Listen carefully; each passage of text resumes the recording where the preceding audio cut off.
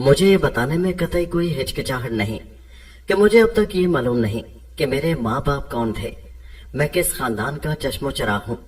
میں بہت بے باکی کے ساتھ یہ بتا رہا ہوں کہ نہ آپ مجھ سے واقف ہیں اور نہ میں آپ سے۔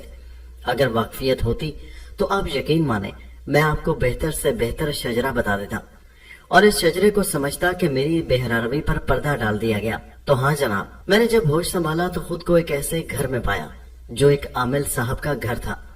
گنڈے، تعویذ، جھاڑ پھونک کے عالم دن بھر سوائے دوپہر کے اس گھر پر جمع رہتے تھے۔ ان بزرگوار کا نام صوفی مشتاق تھا اور میں ان کو ابا کہتا تھا۔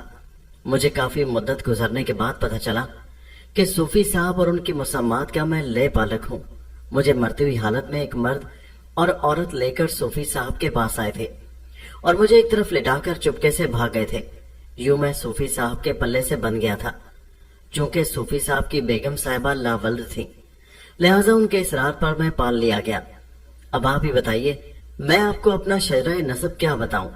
اب یہ آپ ہی کے اوپر منحصر ہے کہ اگر آپ سید ہیں تو مجھے سید، مغل ہیں تو مغل، پٹھان ہیں تو پٹھان، اور اگر شیخ ہیں تو مجھے شیخ سمجھ لیجئے۔ چونکہ میں کچھ بھی نہیں ہوں لہٰذا ہر چیز بن سکتا ہوں۔ مجھے یہ بھی پتا چلا کہ صوفی صاحب کی بیگم ہندو سے مسلمان ہوئی تھی۔ صوفی صاحب ان کو بھگا لائے تھے۔ خود صوفی صاحب کا یہ عالم تھا کہ بے حد کم تعلیم یافتہ تھے۔ میں نے ان کو کبھی نماز پڑھتے یا روزہ رکھتے نہیں دیکھا۔ وہ دوپہر کے وقت بے تعداد تعویذ تیار کیا کرتے تھے۔ تعویذ ایک ہی ہوتا تھا لیکن ہر مرض اور ہر روگ کے لیے دے دیا جاتا۔ انسانی ضروریات کے مطابق ان کی جگہ مقرر تھی جہاں وہ تعویذ مختلف مقدار میں رکھ دیے جاتے تھے۔ صوفی صاحب دبلے پتلے 45 سالہ آدمی تھے۔ چھوٹی سی فرینچ کٹ داڑھی تھی اور قمیض اور پینٹ میں ملبوس رہتے تھے۔ انہوں نے مجھے تعلیم سے بے بہرا رکھنے کا ارادہ کر لیا تھا، اس لیے کہ تعلیم کے اخراجات کافی ہوتے جس کے وہ متحمل نہیں تھے۔ ان کی فطرت بھی کنجوسی تھی، وہ تو میری رہائش اور خوراک بھی گوارا نہ کرتے اگر ان کی بیوی مجھ پر مائل نہ ہوتی۔ وہ غریب، اچھی اور نیک عورت تھی، وہ ہندو تھی۔ خدا جانے کیسے ان صوفی صاحب کے ہتھے چڑھ گئیں اور یہ ان کو نکال لائے تھے۔ جیسا کہ میں بتا چکا ہوں کہ میں ان کو اماں کہتا تھا۔ 10 برس کے سن ہی سے انہوں نے مجھے ہندی پڑھانا شروع کر دی اور اردو پڑھنے کے لیے وہ مجھے ایک پڑوسی رحمان میاں کے ہاں بھیج دیتی جو ان کو بہن کہتے تھے۔ انگریزی اور حساب کے لیے مجھے ماسٹر محسن علی کے پاس جانا پڑتا تھا جو مجھے شام کے خالی اوقات میں پڑھاتے تو کیا وقت گزاری کر لیتے تھے۔ ان کی ذہانت اتنی تھی کہ ان کی سطحی تعلیم بھی میرے لیے کافی اور واقعی تھی۔ اس کا نتیجہ یہ ہوا کہ 15 سال کی عمر تک پہنچتے پہنچتے مجھے ہندی، اردو، حساب میں کوئی زحمت نہ رہی، لیکن انگریزی میں ضرور مجھے تکلف ہوتا تھا۔ تعلیم ظاہر ہے کہ نصابی اعتبار سے نہیں تھی لیکن اس کا مقصود موجود تھا۔ میں معمولی پڑھ لکھ لیتا تھا۔ صوفی صاحب مجھ سے بالکل بے پرواہ تھے، لیکن میں یہ ضرور کہوں گا کہ انہوں نے مجھے ایک حرف بھی کبھی گرم ہو کر نہیں کہا۔ وہ مجھ سے قطعی بے تعلق تھے اور ان غریب کے پاس وقت بھی نہیں تھا۔ صبح فجر کی نماز کے بعد وہ اسی ملکہ بیٹھک میں چلے جایا کرتے تھے جہاں پرانی دری کا فرش تھا۔ ایک جانب ایک چھوٹی ڈیسک تھی جس کے پیچھے وہ بیٹھ جایا کرتے تھے۔ اس ڈیسک میں مختلف ٹین کے ڈبوں میں بھرے ہوئے تعویذ تھے جو سب کے سب ایک ہی قسم کے تھے۔ وہ کسی سے کوئی سوال نہیں کرتے تھے۔ تعویذوں کی کوئی قیمت مقرر نہیں تھی۔ ان کی دائنی جانب دیوار سے ملا ہوا ایک ٹین کا بڑا صندوقچہ رکھا رہتا تھا جس کے اوپری حصے میں ایک لمبا سوراخ تھا۔ تعویذ لینے والے تعویذ لینے کے بعد اس ڈبے میں کچھ ڈالتے ہوئے رخصت ہو جاتے تھے۔ اسی بیٹھک کے ایک دیوار میں ایک بورڈ لٹکا ہوا تھا جس پر ہندی زبان میں تحریر تھا، جتنا گڑ ڈالو گے اتنا ہی میٹھا ہوگا۔ ان کے سامنے عورتوں اور مردوں کا ایک جمع غفیر ہمیشہ رہتا تھا۔ قرب و جوار کے دیہاتوں کے لوگ قطار در قطار آتے جاتے رہتے تھے۔ یہ تعویذ بازی دوپہر کے وقت بند ہو جاتی تھی۔ صوفی صاحب صندوقچہ لے کر اندر آ جاتے تھے اور اپنے کمرے میں تنہا جا کر اس کو خالی کر لیتے تھے۔ ان کے اس تخلیے میں بھی اماں کو بھی جانے کی اجازت نہ تھی۔ اس کے بعد وہ کھانا کھاتے تھے اور پھر سو رہتے تھے۔ 4 بجے اٹھ کر غسل کرتے اور پھر بیٹھک میں چلے جاتے تھے جہاں سے 9 بجے شب میں فارغ ہو کر اندر آتے تھے۔ 9 بجے کے بعد وہ ایک بے حد پرانی کتاب کا مطالعہ کرتے تھے جن میں ہزارہ قسم کے تعویذ، گنڈے، عملیات اور ٹونے ٹوٹکے درج تھے۔ تو جناب یہ تھا وہ ماحول جس میں میں نے آنکھ کھولی۔ میں 15ویں سال میں ہی تھا کہ ماسٹر محسن علی نے میری ماں کی خواہش پر مجھے اسکول لیونگ क्लास SLC में प्राइवेट दाखिला दिलवा दिया। मुझे मास्टर साहब ने पुरानी किताबों के अलावा उनकी शरह भी दिला दी जिन पर मैं मेहनत करता था। इम्तिहान के जमाने में मुझे कस्बे के एक स्कूल में सीट मिल गई और मैंने तमाम पर्चे पूरे करने के बाद फरागत हासिल कर ली। 2 माह गुजर गए और जब नतीजा निकला तो मैं फर्स्ट डिवीजन में कामयाब था। मेरी उम्र 16 बरस की हो चुकी थी। खुदा जाने क्यों और कैसे मेरी मूछें तेजी के साथ निकलना शुरू हो गई। मेरा जिस्म भी तवाना और मजबूत होना शुरू हो गया। एक दिन सुबह मेरी अम्मा ने मुझे जगा कर कहा, बेटा तुम्हारे बाप को कल रात बुखार हो गया है, आज उनके बजाय तुम बैठ जाना और तावीज दे देना, अपने बाप से मिल लो। मैं गया तो वो चारपाई पर पड़े कांप रहे थे। मुझसे बोले, बेटा आज तुम सबको तावीज तकसीम कर दो, उनसे कह देना मैं बीमार हो गया हूँ। हर मर्ज और हर काम की चिट डिब्बों पर लगी हुई है। मैंने कहा बहुत अच्छा और बैठक में चला आया। वाकई आज मामूल से ज्यादा भीड़ थी। मैं डेस्क के पीछे बैठ गया। मैं आपको ये बताना भूल गया कि उस घर में मेरे सिवा और कोई नमाज रोजे का पाबंद नहीं था। रहमान मियाँ जिन्होंने मुझे पढ़ाया था मुझे नमाज की भी ताकीद किया करते थे और अपने साथ नमाज पढ़वाते थे। उन्होंने मुझे 10-12 सूरतें भी याद करा दी थी। तो हाँ जनाब, आमदम बरसरे मतलब। बैठक में बैठने के बाद मैंने अंदाजा कर लिया कि तावीज लेने वाले मुतमईन नजर नहीं आते। मेरी कम उम्री के बायस वो मुझसे तावीज लेते हुए घबरा रहे थे। मैंने कहा, भाइयों वालिद साहब को कल से जाड़ा बुखार हो गया है, ये सारे तावीज उन्हीं के तैयार किए हुए हैं, मुझे सिर्फ देने का हुक्म है, अगर आप चाहें मुझसे ले लें, वरना उस वक्त आइए जब वो तंदुरुस्त हो जाएंगे। कई आवाजें आई, कब तक ठीक हो जाएंगे? मैंने जवाब दिया, ये अल्लाह जाने, ख्याल है कि 2-3 दिन में इंशाल्लाह सेहतयाब हो जाएंगे। उन लोगों की तरफ से एक आदमी बोला, भैया आप बच्चे हैं, हम आपके हाथ से तावीज ना लेंगे, क्या जाने कौन सा उल्टा सीधा तावीज आप दे दें और जिससे बजाय फायदे के नुकसान हो जाए। मैंने कहा, ये आप लोगों की मर्जी है, मैं बाहर तौर यहाँ तावीज देने के लिए रोज बैठूंगा जब तक मेरे वालिद पूरी तरह सेहतयाब ना हो जाए। वो मजमा इसी कश्मकश में गिरफ्तार था कि 2-3 हट्टे कट्टे मर्द तेजी के साथ आते हुए नजर आए। उनके दरमियान एक मजबूत हाथ पैरों की जवान औरत थी जो उनके हलके में गिरफ्तार थी। वो उसको यहीं ला रहे थे। यहाँ तावीज लेने वालों का मजमा एकदम से एक तरफ हो गया और उनको अंदर आने का रास्ता दे दिया। वो उस औरत को लिए कमरे में दाखिल हुए। मैंने देखा सब के सब देहाती थे, लेकिन सूरत से ठाकुर मालूम होते थे। वही किताबी चेहरे, तीखे नकूश। उनमें से एक बोला, सूफी बड़ी मुश्किल से ससुरी यहाँ तक आई है, रास्ता भर हलकान कर दिया सबको, और हम 6 नौजवानों के कब्जे में छोकरी बमुश्किल आई है। मुझ पर नजर पड़ते ही वो हैरान होकर बोला, सूफी जी कहाँ है भैया, क्या बीमार है? क्या तुम उनके पुत हो? अब तुम कोई भी हो इसको संभालो। ये कहकर वो सब के सब जुमला हाजरीन बाहर निकल आए। बैठक में मैं और वो औरत तन्हा रह गई। मैंने औरत को बगौर देखा। बड़ी खूबसूरत औरत थी, उम्र भी कोई 18 साल की होगी, लेकिन उसकी बड़ी बड़ी आंखें हलकों के बाहर निकली हुई थी। उसके बाल उलझे उलझे और परेशान से थे। उसके चेहरे पर अजीब तमतमाहट थी। वो एकदम मुझसे गरज कर बोली, तुम मुझको उतारोगे? तुम जरा से छोकरे, तुम अपने बूढ़े बाप को बुलाओ। मैं हैरान तो था, लेकिन कोई परेशानी मुझे नहीं थी। मेरा कल्ब मुतमईन था। मैंने कहा, वो बीमार है। वो बोली, अच्छा वो बीमार है तो मैं तुम ही को उसकी जगह बैठने का मजा चखाए देती हूँ। मैं आज्ञा बेताल हूँ, आज्ञा बेताल, और मेरा नाम रामू है। ये कहकर वो मेरी तरफ झपटी। मैं भी अपनी मदाफत के लिए तैयार हो गया। उसने मुझसे लिपटकर मुझे गिराने की कोशिश की ताकि मेरे ऊपर चढ़कर मेरी मुरम्मत कर दे। मैं भी जवानी की हदूद में था और वाकई ताकतवर आदमी था। इत्तफाकन उसके बाल मेरे हाथ में आ गए। मैंने उसके बालों को अपने हाथों में जकड़ लिया और उसके मुंह पर तमाचे मारने शुरू कर दिए। मैंने 4-5 ही तमाचे मारे थे कि वो आहिस्ता से बोली, मुझे मारो नहीं, मैं तुम्हें सब बताए देती हूँ, मेरे ऊपर कोई आज्ञा बेताल नहीं है। मैंने ढोंग किया है, ढोंग। मैं रुक गया और मैंने कहा, मुझसे झूठ नहीं बोलना, नहीं तो मैं तुम्हारा हाल खराब कर दूंगा।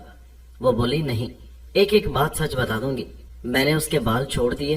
वो मेरे सामने आलती पालती मारकर बैठ गई। बाहर का मजमा दूर से ये तमाम बातें देख रहा था। मैं भी उसके सामने जब बैठ गया तो वो बोली, महाराज मेरे साथियों में से दूर के चाचा और बाकी 2 मेरे मामा हैं। मैं यहाँ से 4 मील दूर जो गांव है वहां रहती हूँ। मेरे पिताजी मेरी शादी एक ऐसे बूढ़े से करने का फैसला कर चुके हैं जो शराबी भी है और जवानी भी, पुत्रिया भी रखता है और धन वाला भी है। मैं उससे राजी नहीं हूँ।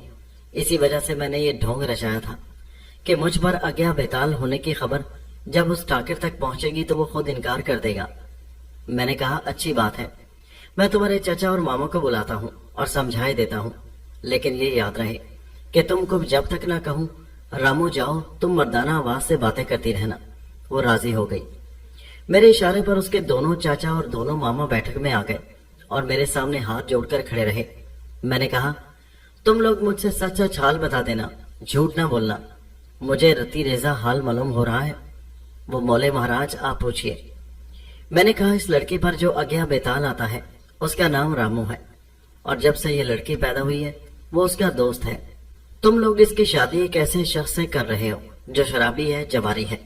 ان میں سے ایک بولا ہاں صاحب، لیکن ہے دھن والا، یہ راج کرے گی۔ میں نے کہا جس عورت کا پتی اس کے بجائے دوسری عورتوں کے پاس جاتا ہو، رات رات بھر جوئے اور شراب میں صرف کرتا ہو، اس کو کیا سکھ ملے گا؟ بولو نا۔ ان میں سے دوسرا بولا صاحب یہ بات ٹھیک ہی ہے۔ میں نے کہا اور جس دھن کے تم گن گا رہے ہو، شراب، جوا اور طوائف عورت اسے لوٹے گی نہیں، اور اس کے لٹنے کے بعد کیا حشر ہوگا اس لڑکی کا؟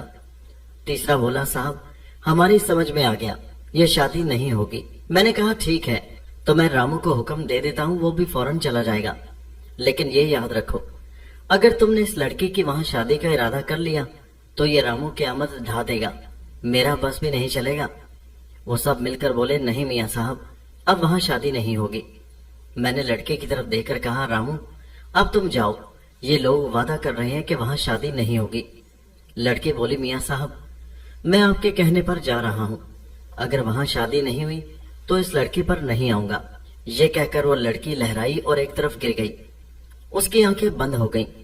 کوئی 2 منٹ کے بعد وہ اٹھی اور حیران حیران ادھر ادھر دیکھنے لگی اور بولی چاچا جی میں کہاں ہوں، تو مجھے کہاں لے آئے ہو؟ ان میں سے ایک بولا کہیں نہیں لائے، لاجو ذرا میاں صاحب کے یہاں تک آئے تھے، ٹھیک ہو تو پھر چلو۔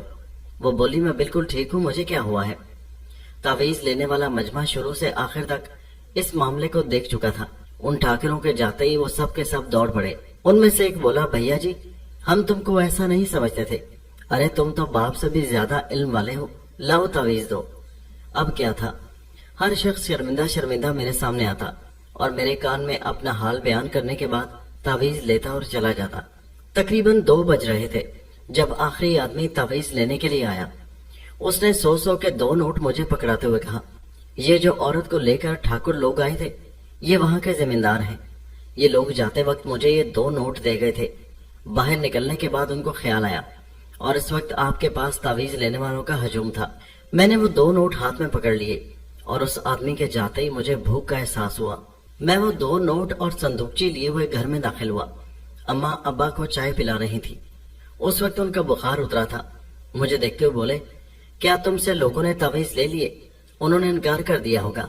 میں نے کہا جی نہیں، اور یہ 200 کے نوٹ لے لیجئے۔ میں نے ایک اگیا بیتال اتارا تھا، اس کا محنتانہ ہے۔ میرے ان الفاظ پر صوفی کی آنکھیں کھلی کی کھلی رہ گئیں۔ ان 2 نوٹوں کو ہاتھ میں لے کر وہ دیر تک دیکھتے رہے، پھر میرے ہاتھ سے صندوقچی لے لی لیکن سنبھل نہ سکی۔ وہ حیرت سے بولے ارے اس میں کتنا پیسہ ہے، بڑی بھاری ہے، آج تک یہ اتنی بوجھل کبھی نہیں ہوئی تھی، کھولو۔ میری اماں جی نے صوفی جی کی کنجی سے اس صندوق کو کھولا۔ 55 روپے اور کچھ آنے ریزگاری تھی۔ صوفی جی بے اختیار بول اٹھے اتنے پیسے تو آج تک مجھے کبھی ایک وقت میں ملے ہی نہیں، ارے کیا تم نے کہیں سے سفلی سیکھ لی ہے؟ میں نے کہا ابا میں کہاں سے سیکھتا، سکھاتے تو آپ سکھاتے۔ وہ بولے اچھا اب تم ہی بیٹھک میں میری جگہ بیٹھا کرو، میں بہت بیمار ہوں، جب تک طاقت نہیں آتی تعویذ گنڈا نہیں دے سکوں گا۔ تم میری کتاب کے پہلے صفحے پر جو نقش ہے اس کی نقل کم از کم 100 پرچوں پر کر لو اور اسی ایک نقش کو تمام ڈبوں میں تھوڑی تھوڑی مقدار میں رکھ دو۔ میں نے کہا ابا کیا ایک ہی نقش اور وہ ہر مرض کے لیے کافی ہے؟ وہ بولے تم اس پھیر میں نہ پڑو، میں جیسا کہتا ہوں ویسا ہی کرو۔ چنانچہ میں نے ایسا ہی کیا۔ 1 ہفتے تک صبح سے شام تک میں بجائے صوفی جی کے بیٹھتا اور لوگوں کو تعویذ دیا کرتا۔ میرے دوران قیام میں لوگوں کی تعداد زیادہ سے زیادہ ہونا شروع ہو گئی۔ اگیا بیتال کا واقعہ کچھ اتنی شہرت پکڑ گیا کہ قرب و جوار کے دیہاتی جوک در جوک آنا شروع ہو گئے۔ 1 ہفتہ ب1000 دشواری ختم ہوتے ہی صوفی جی پھر اپنی جگہ پر متمکن تو ضرور ہو گئے، لیکن اب ان کی ساکھ ختم ہو چکی تھی۔ ہر طالب تعویذ میرے ہاتھوں سے تعویذ کا طالب ہونے لگا۔ صوفی جی کو اس کی تکلیف تو ہوئی، लेकिन वो अब मुझे अपनी जगह पर बिठाकर खुद बराबर बैठने लगे। ये सब कुछ तो था, लेकिन मेरे कानों में सूफी जी का एक जुमला मुसलसल गूंजने लगा, क्या तुम सिफली जानते हो? मैंने मास्टर मोहसिन अली साहब से उस सिफली के मुतालिक पूछा तो उनके बयान के मुताबिक ये कोई शैतानी अमल था जिसके जानने से शयातीन और खबाइस इंसान के ताबे हो जाते हैं। इससे ज्यादा वो कुछ ना बता सके। एक रात सूफी जी बैठक में बैठे थे कि मैंने अम्मा से पूछा, अम्मा ये सिफली क्या होता है? वो बोली, बेटा इसके फेर में ना पड़ो, इसके फेर में पढ़कर इंसान का ईमान धर्म कुछ बाकी नहीं रहता, ताकतें जरूर हासिल हो जाती हैं। मैंने कहा, आखिर वो है क्या? वो बोली, शायद तुम सुन चुके हो या तुमको मालूम ना हो, तो मैं तुमको बता दूं। मैं तुम्हारे बाप के साथ चले आने से पहले हिंदू थी और कौम के एतबार से चमार थी, और इस कौम में हर शख्स थोड़ा बहुत मंत्र टूने और सिफरी से जरूर वाकिफ होता है, लेकिन मेरे पिता इसमें कामिल थे। मैंने उनके ऐसे ऐसे करिश्मे देखे हैं कि अगर बयान कर दूं तो कोई यकीन नहीं करेगा। मैंने कहा, कुछ तो बयान कीजिए। वो बोली, क्या फायदा बेटा, उनका सारा इल्म, सारी कुव्वतें इरादे के सामने बेकार हो गई और मैं मुसलमान के साथ घर से निकल आई। वो कुछ ना कर सके। हालांकि अज्ञा बेताल उनके कब्जे में है। अज्ञा बेताल का दूसरा नाम छलावा है। मैंने कहा, अम्मा मैं भी इसी फिक्र में हूँ कि उस पर कब्जा हासिल कर लूं। वो बोली, बेटे क्यों अपनी जिंदगी अकारत करना चाहते हो? तबाह हो जाएगी तुम्हारी जिंदगी, बर्बाद हो जाएगी, बर्बाद हो जाएगा तुम्हारा सुकून। मैं अपने बाप का आलम देख चुकी हूँ। मैंने कहा, अम्मा ये अज्ञा बेताल की आशा है, क्या कुछ इसके इम्कान में है? कुछ तो बताइए। वो बोली, एक ही शैतानी कुव्वत के मुख्तलिफ नाम उस वक्त हो जाते हैं जब उसमें एक नई कुव्वत पैदा हो जाती है। पहली शैतानी कुव्वत का नाम भूत, दूसरी का नाम प्रेत, तीसरी का बेर, चौथे का नाम अज्ञा बेताल है, और इन सब में अज्ञा बेताल सबसे ज्यादा बेहतर होता है। मैंने कहा, उसके कब्जे में करने की क्या तरकीब है? वो बोली, मेरे पिताजी की एक पोथी यानी ब्यास मेरे पास है, किताब, उसमें सब कुछ लिखा हुआ है, लेकिन मैं तुमको राय ना दूंगी कि तुम इस फेर में पढ़ो। मैंने कहा, क्यों? वो बोली, आदमी किसी वक्त को हासिल करता है अपने आराम के लिए, अपनी राहत के लिए, लेकिन इन शैतानी कुव्वतों को हासिल करने के बाद आदमी दौलत तो कमा लेता है, लेकिन उस दौलत से कोई सुकून हासिल नहीं कर पाता। वो बोली, पोथी यानी किताब खोलते ही तुमको चंद बातें लिखी हुई नजर आएंगी, तुम खुद देख लेना, मैं तुमको वो किताब लाए देती हूँ। उन्होंने वाकई एक पुरानी किताब लाकर मुझे दी, जिसके जिल्द भी जगह जगह से फटी हुई थी, अंदर के औराक भी बेहद खस्ता थे। मैंने वो किताब उनके हाथ से ले ली और अपने बक्स में रखकर सो गया। सुबह होते ही नाश्ते के बाद मैंने वो किताब हाथ में ली और सीधा घर से बाहर निकल गया। मेरे मकान के बिल्कुल पीछे हिंदुओं का शमशान घाट था, जिसके बराबर से एक नदी बहती थी। मैं शमशान में हो लिया। आदम न आदमजात, अजीब हू का आलम था। कस्बे वाले अक्सर उससे बचकर निकला करते थे। मेरा मकान चूंकि मिला हुआ था, लिहाजा मैं हजारों बार वहां जा चुका था। मुझे कोई खौफ महसूस न हुआ। शमशान के उस घाट पर जहां मुर्दे बहाए जाते थे, मैं सीढ़ियों पर बैठ गया। मैंने किताब खोली। हिंदी मुझे मेरी माँ पढ़ा चुकी थी, मुझे पढ़ने में कोई दिक्कत नहीं हुई। पहले ही अल्फाज ये थे, इस पोथी में मैंने अज्ञा बेताल को काबू में करने का अमल साफ साफ लिख दिया है। जिसको ये ख्वाहिश हो वो पहले खूब सोच समझ ले। वो लोग जिनके कब्जे में कोई कुव्वत नहीं है, वो भी आखिर जिंदगी गुजार ही लेते हैं। जिस दिन से मुझे ये कुव्वतें हासिल हुई, मेरी जिंदगी मुसलसल परेशानी, मुसलसल बेचैनी में कटने लगी। रुपया मेरे कदमों में है, दौलत मेरे इशारे पर आ जाती है, लेकिन मैं इसके इस्तेमाल से मजबूर हूँ। वो मसला है कि दरिया सामने है लेकिन प्यास बुझा नहीं सकता। अगर फिर भी किसी शख्स को ये कुव्वत हासिल करना हो तो उसको चाहिए कि चंद बातों पर लाजमन अमल करे, वरना नुकसान उठाएगा। नंबर 1, हराम गोश्त के अलावा कभी भूले से भी हलाल गोश्त न खाए। मुर्दार गोश्त ज्यादा बेहतर है। यही वजह है कि मेरी कौम चमार आम तौर पर मुर्दार गोश्त इस्तेमाल करती है।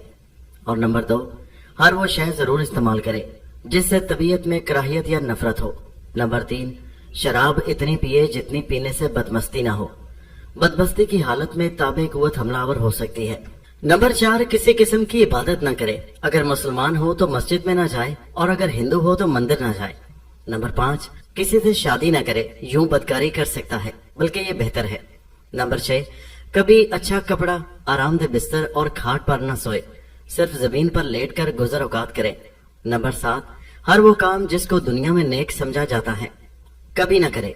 और नंबर 8, रहम, मुरव्वत, इखलाक, मोहब्बत, इन सब बातों के पास न फटके। नंबर 9, कभी गुस्ल न करे, जिस्म पर जितना ज्यादा मैल होगा उतनी ही कुतों में ज्यादती होगी।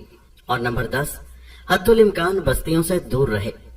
मैंने इन शराइत को कई बार पढ़ा, गो साफ बातें थी। मैंने उनको बखूबी समझने के बाद आगे का वर्क खोला जिसमें अज्ञा बेताल को काबू में करने की तरकीब लिखी हुई थी। ये अमल 3 माह तक मुसलसल होना था। हर माह में 23 दिन गुजारने के बाद किसी ऐसी जगह रहना था जहां किसी इंसान का साया न पड़े। 1 हफ्ता कतई तन्हाई में गुजारने के बाद फिर अमल शुरू करना था। अमल बज़ाहिर बहुत आसान था। एक मंत्र था जिसको मुसलसल पढ़ना था। तरकीब ये लिखी हुई थी कि चांद निकलने की 8वीं तारीख को किसी मरघट में जाकर तमाम कपड़े जिस्म से उतार देने के बाद इस अंदाज से आमिल खड़ा हो कि चांद निकलते ही पहली किरण उसके जिस्म पर पड़कर आगे न बढ़ जाए, ख्वाह उसमें कितना ही वक्त ना सर्फ हो जाए। मंत्र मुसलसल जुबान से जारी रहे। इस आलम में पेशाब या पखाने तक के लिए हटने की इजाजत न थी। बज़ाहिर तो ये अमल आसान था, लेकिन जब मैंने उसकी मुश्किलात पर गौर किया तो हैरान रह गया और वापस घर आ गया। अपनी माँ से जब मैंने अपनी परेशानी का जिक्र किया तो वो बोली, बेटा पहले तो मैं ये कहूंगी कि तुम इस फेर में ना पड़ो, अगर तुम नहीं मानते तो इसका इंतजाम हो जाएगा। मैंने ताज्जुब से कहा, क्या? वो बोली, गौर से सुनो, हमारा ये मकान मरघट से मिला हुआ है, बिल्कुल आखिरी कोने पर है। तुम जिस कोठरी में रहते हो उसकी पिछली दीवार मरघट की तरफ है। तुम उसमें इतना बड़ा सुराख कर लो कि जब चाहो निकल जाओ, जब चाहो अंदर आ जाओ।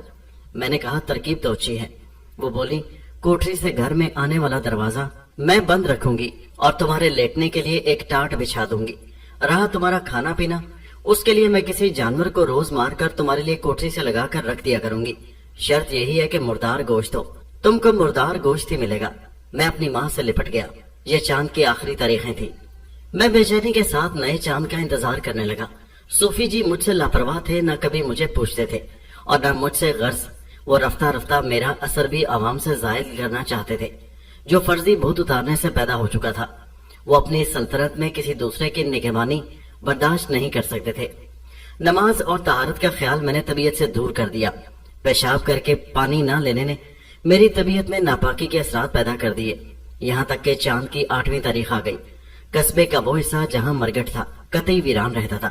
लोग दिन में आते हुए डरते थे। जिस हिस्से में मेरा मकान था उधर से तो लोग कतरा कर गुजरते थे, इसलिए कि वहां कई बार आने जाने वाले डर चुके थे। मेरे इश्तियाक का ये आलम था कि मुझे सुबह से शाम करना दुबर हो गई। मैं गालिबन उसमें दीवाना हो गया था।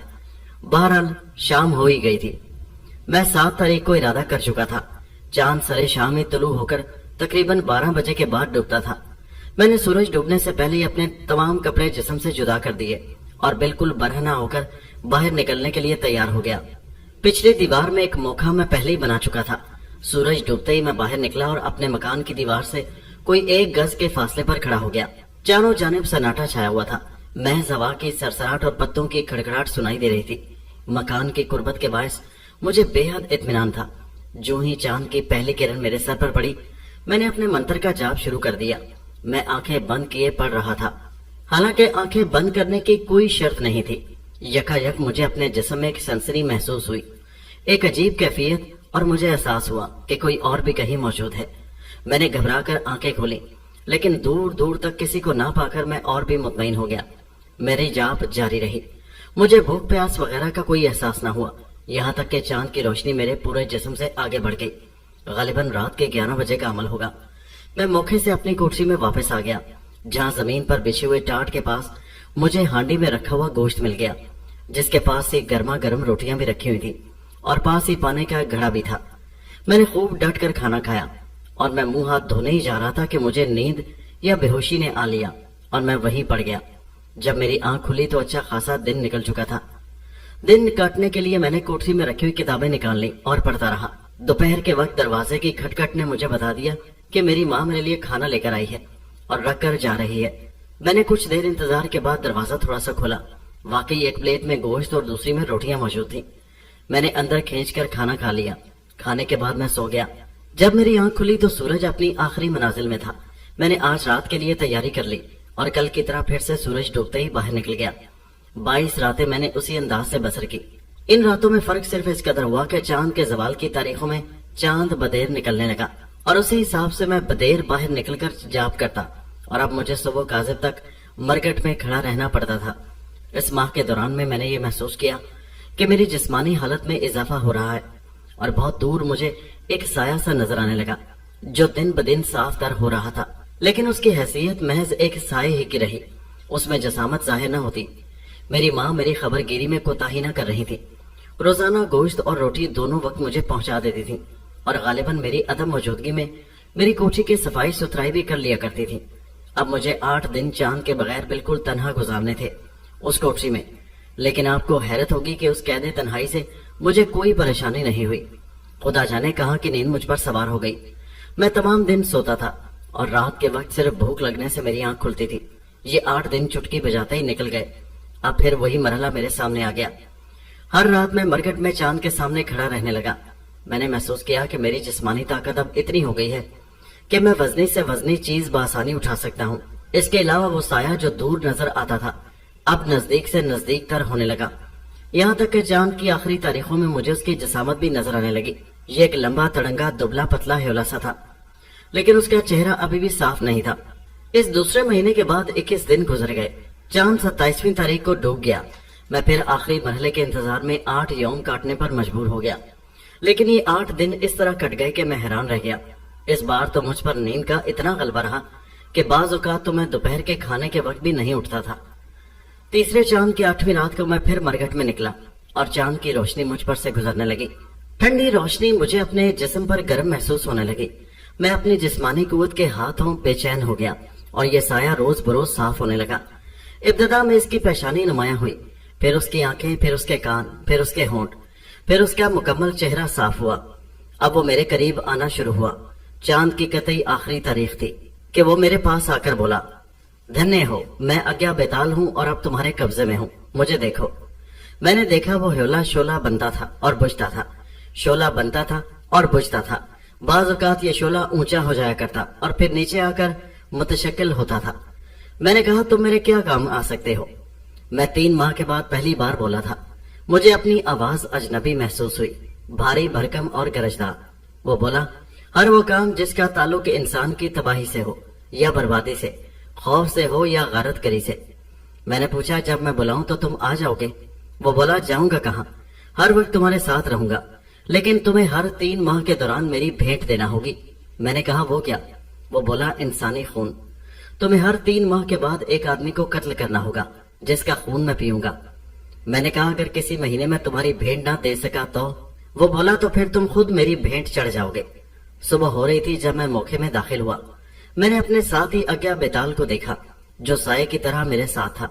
میں نے وہ کتاب نکالی اور پڑھنا شروع کیا۔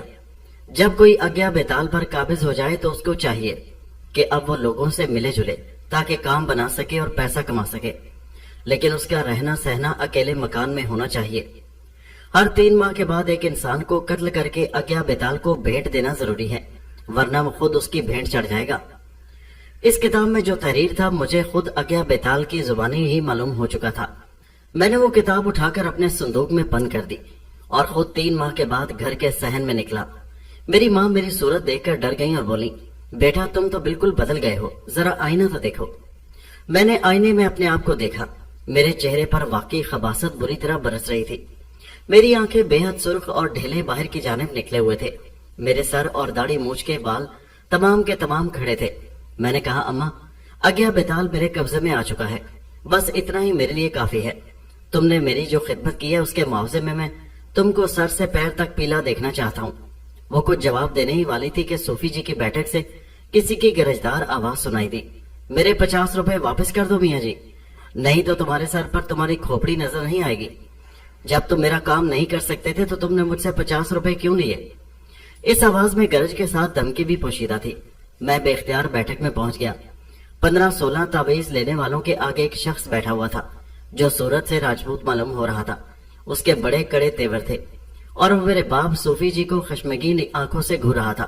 میں نے کہا، کیا معاملہ ہے؟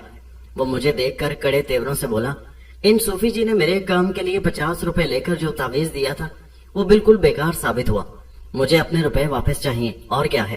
میں نے پوچھا، کام کیا تھا؟ وہ دہک کر بولا، اگر میں تمہیں بتا دوں تو تم واپس کر دو گے؟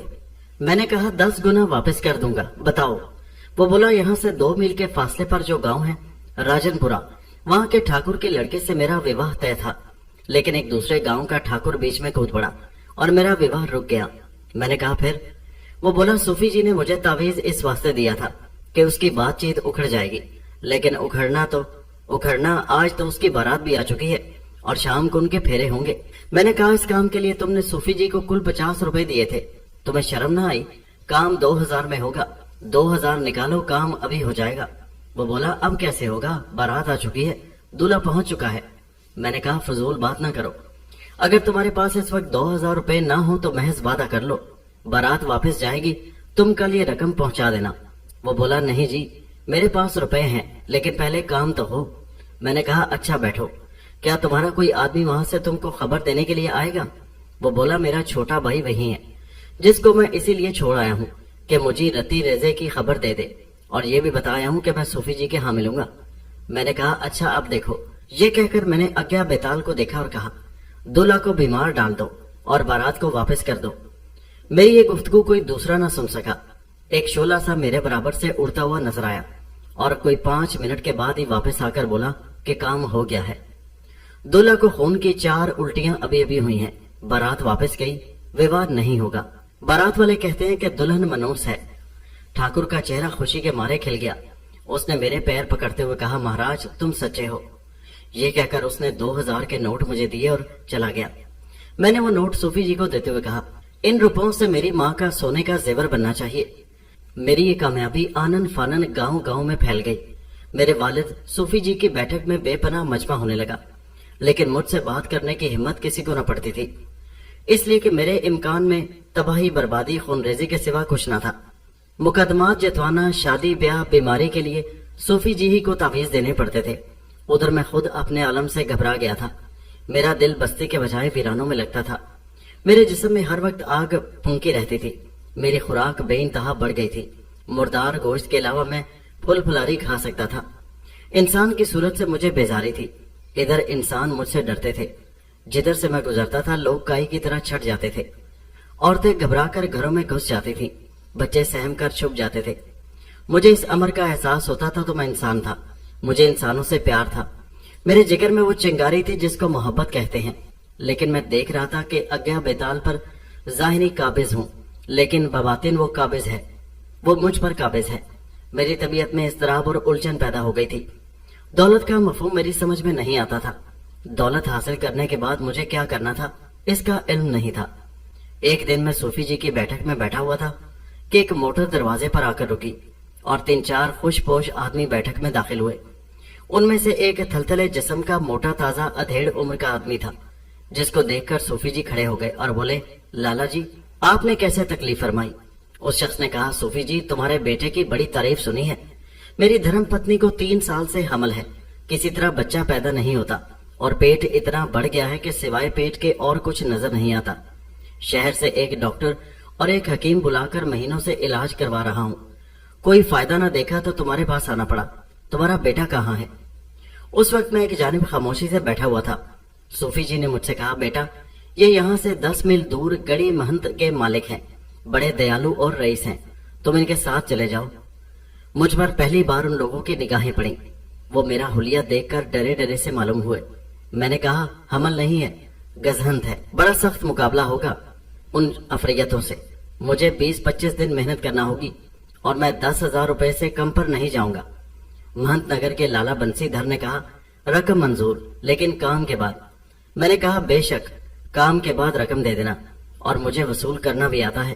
میں چلتا ہوں، میرے لیے مردار گوشت اور پھل پھلاری مہیا کرنے ہوں گے، میں پکوان وغیرہ نہیں کھاتا۔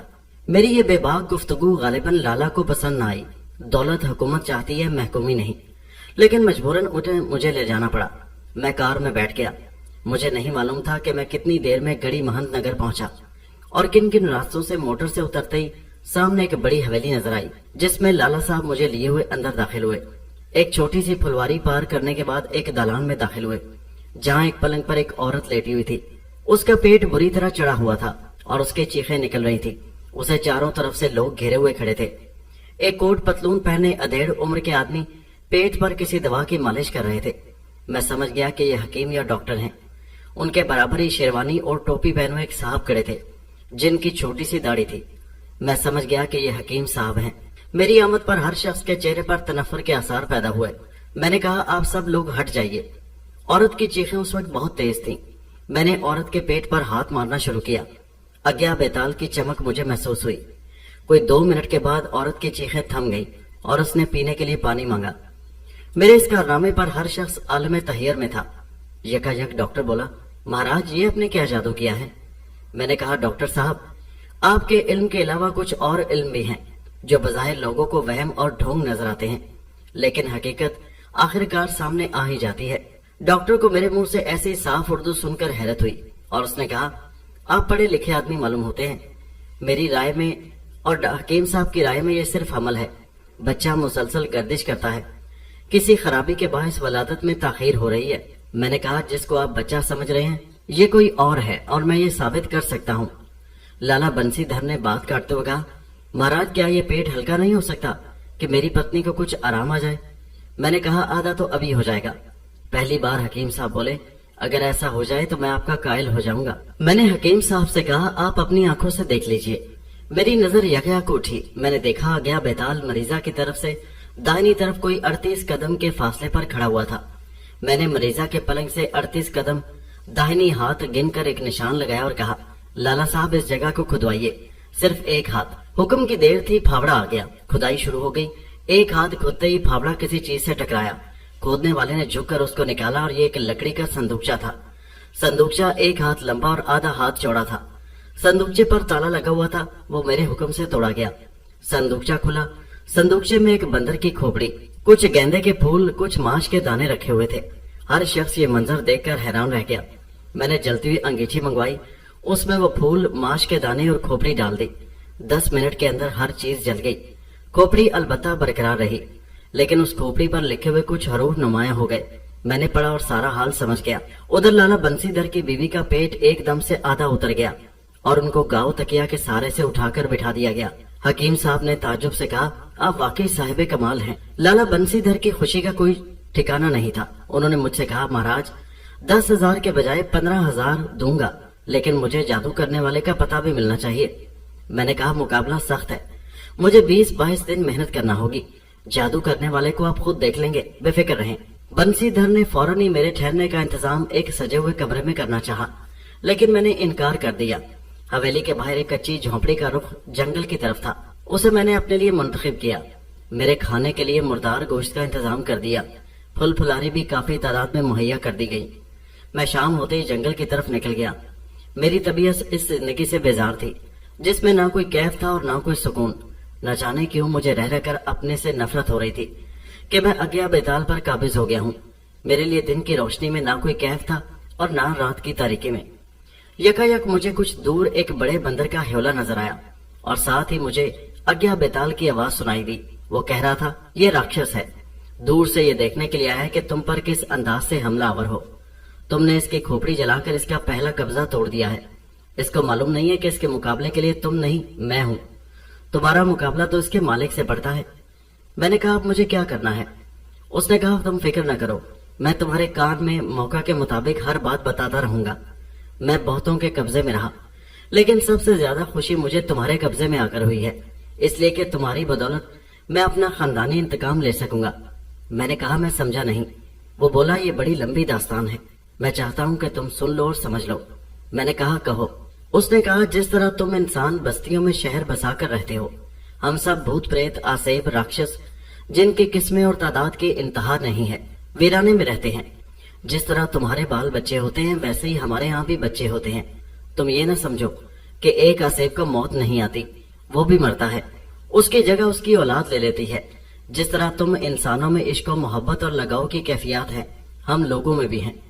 ہم سب شیطان کی ذریت ہیں، ہم سب کے سب مختلف قوتیں اور اختیارات کے حامل ہوتے ہیں۔ میں نے کہا، میں نئی بات سن رہا ہوں۔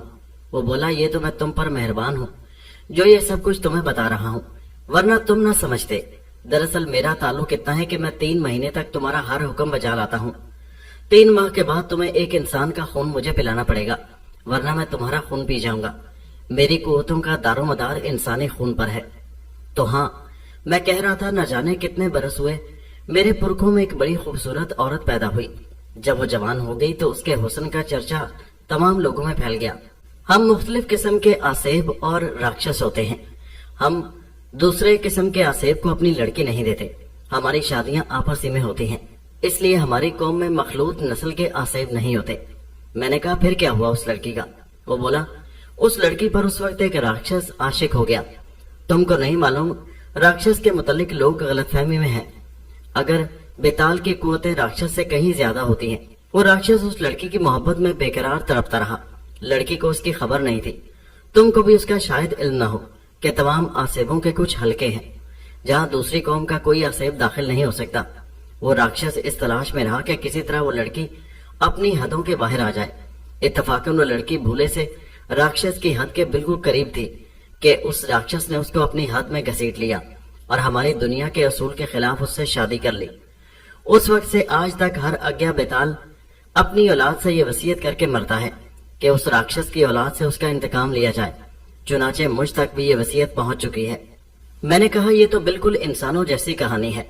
वो बोला इंसान या शैतान दोनों ही एक हालत से गुजरते हैं। मुझे हैरत है कि ये राक्षस मेरी हद में क्यों कर आ गया। गालिबन ये जिसके कब्जे में है उसको इस वाक़े की खबर नहीं है, वरना वो इसको ना लाता। ये तो मजबूर है, लेकिन बरसों पेशतर की दुश्मनी का बदला लेने का मौका तुम्हारी बदौलत हाथ आ रहा है। मैं तुमसे बहुत खुश हूँ। मैंने नजर उठाई, उस राक्षस का हौला कहीं नजर नहीं आया। मैं उठा और अपनी कोठरी में चला आया। आते ही बेखबर सोता रहा। गालिबन सुबह के 8 बजे होंगे कि मेरी आंख खुली। लाला बंसीधर नौकरों पर फलों के टोकरे लदवाए मेरी नाश्ते के लिए मौजूद था। उन्होंने मुझे सलाम किया और कहा, महाराज आपकी दुआ से मरीजा रात भर महीनों के बाद आराम से सोई, लेकिन सुबह उठते ही एक अजीब बात हो गई कि उसकी पूरी जुबान बाहर निकल आई है और वो बात भी नहीं कर सकती। डॉक्टर साहब कई इंजेक्शन लगा चुके हैं लेकिन कोई फायदा नहीं होता। आप सोए हुए थे, मैंने जगाना मुनासिब नहीं समझा। कई बार आ चुका हूँ। मैंने लाला बंसीधर से कहा, आप लोग मरीजा की हिफाजत नहीं करते, दुश्मन घर में है। ये कहकर मैंने मरीजा के पलंग की चादर बाएं जानिब से पलटी। पलंग के पाए पर खून के धब्बे नजर आ रहे थे। मैंने कहा, लाला ये खून के धब्बे कहाँ से आए? वो भी हैरान हैरान उन धब्बों को देखने लगे। मैंने छुरी मंगवाकर उन धब्बों को कुरेदना शुरू किया। जो जो वो धब्बे साफ हो रहे थे, मरीजा की जुबान अंदर जा रही थी, यहाँ तक कि वो धब्बे साफ हो गए। मरीजा की जुबान अंदर चली गई, उसकी बेचैनी दूर हो गई और उसने हाथ बढ़ाकर मेरे कदम पकड़ लिए। ये दूसरा मौका था कि सारा घर हैरत के आलम में डूब गया। लाला बंसीधर ने कहा, महाराज मुझे बताइए वो कौन दुश्मन है, मैं उसको जान से मरवा दूंगा। मैंने कहा, लाला आप घबराइए नहीं, मुझे बताने की जरूरत नहीं पेश आएगी, वो खुद ही सामने आ जाएगा।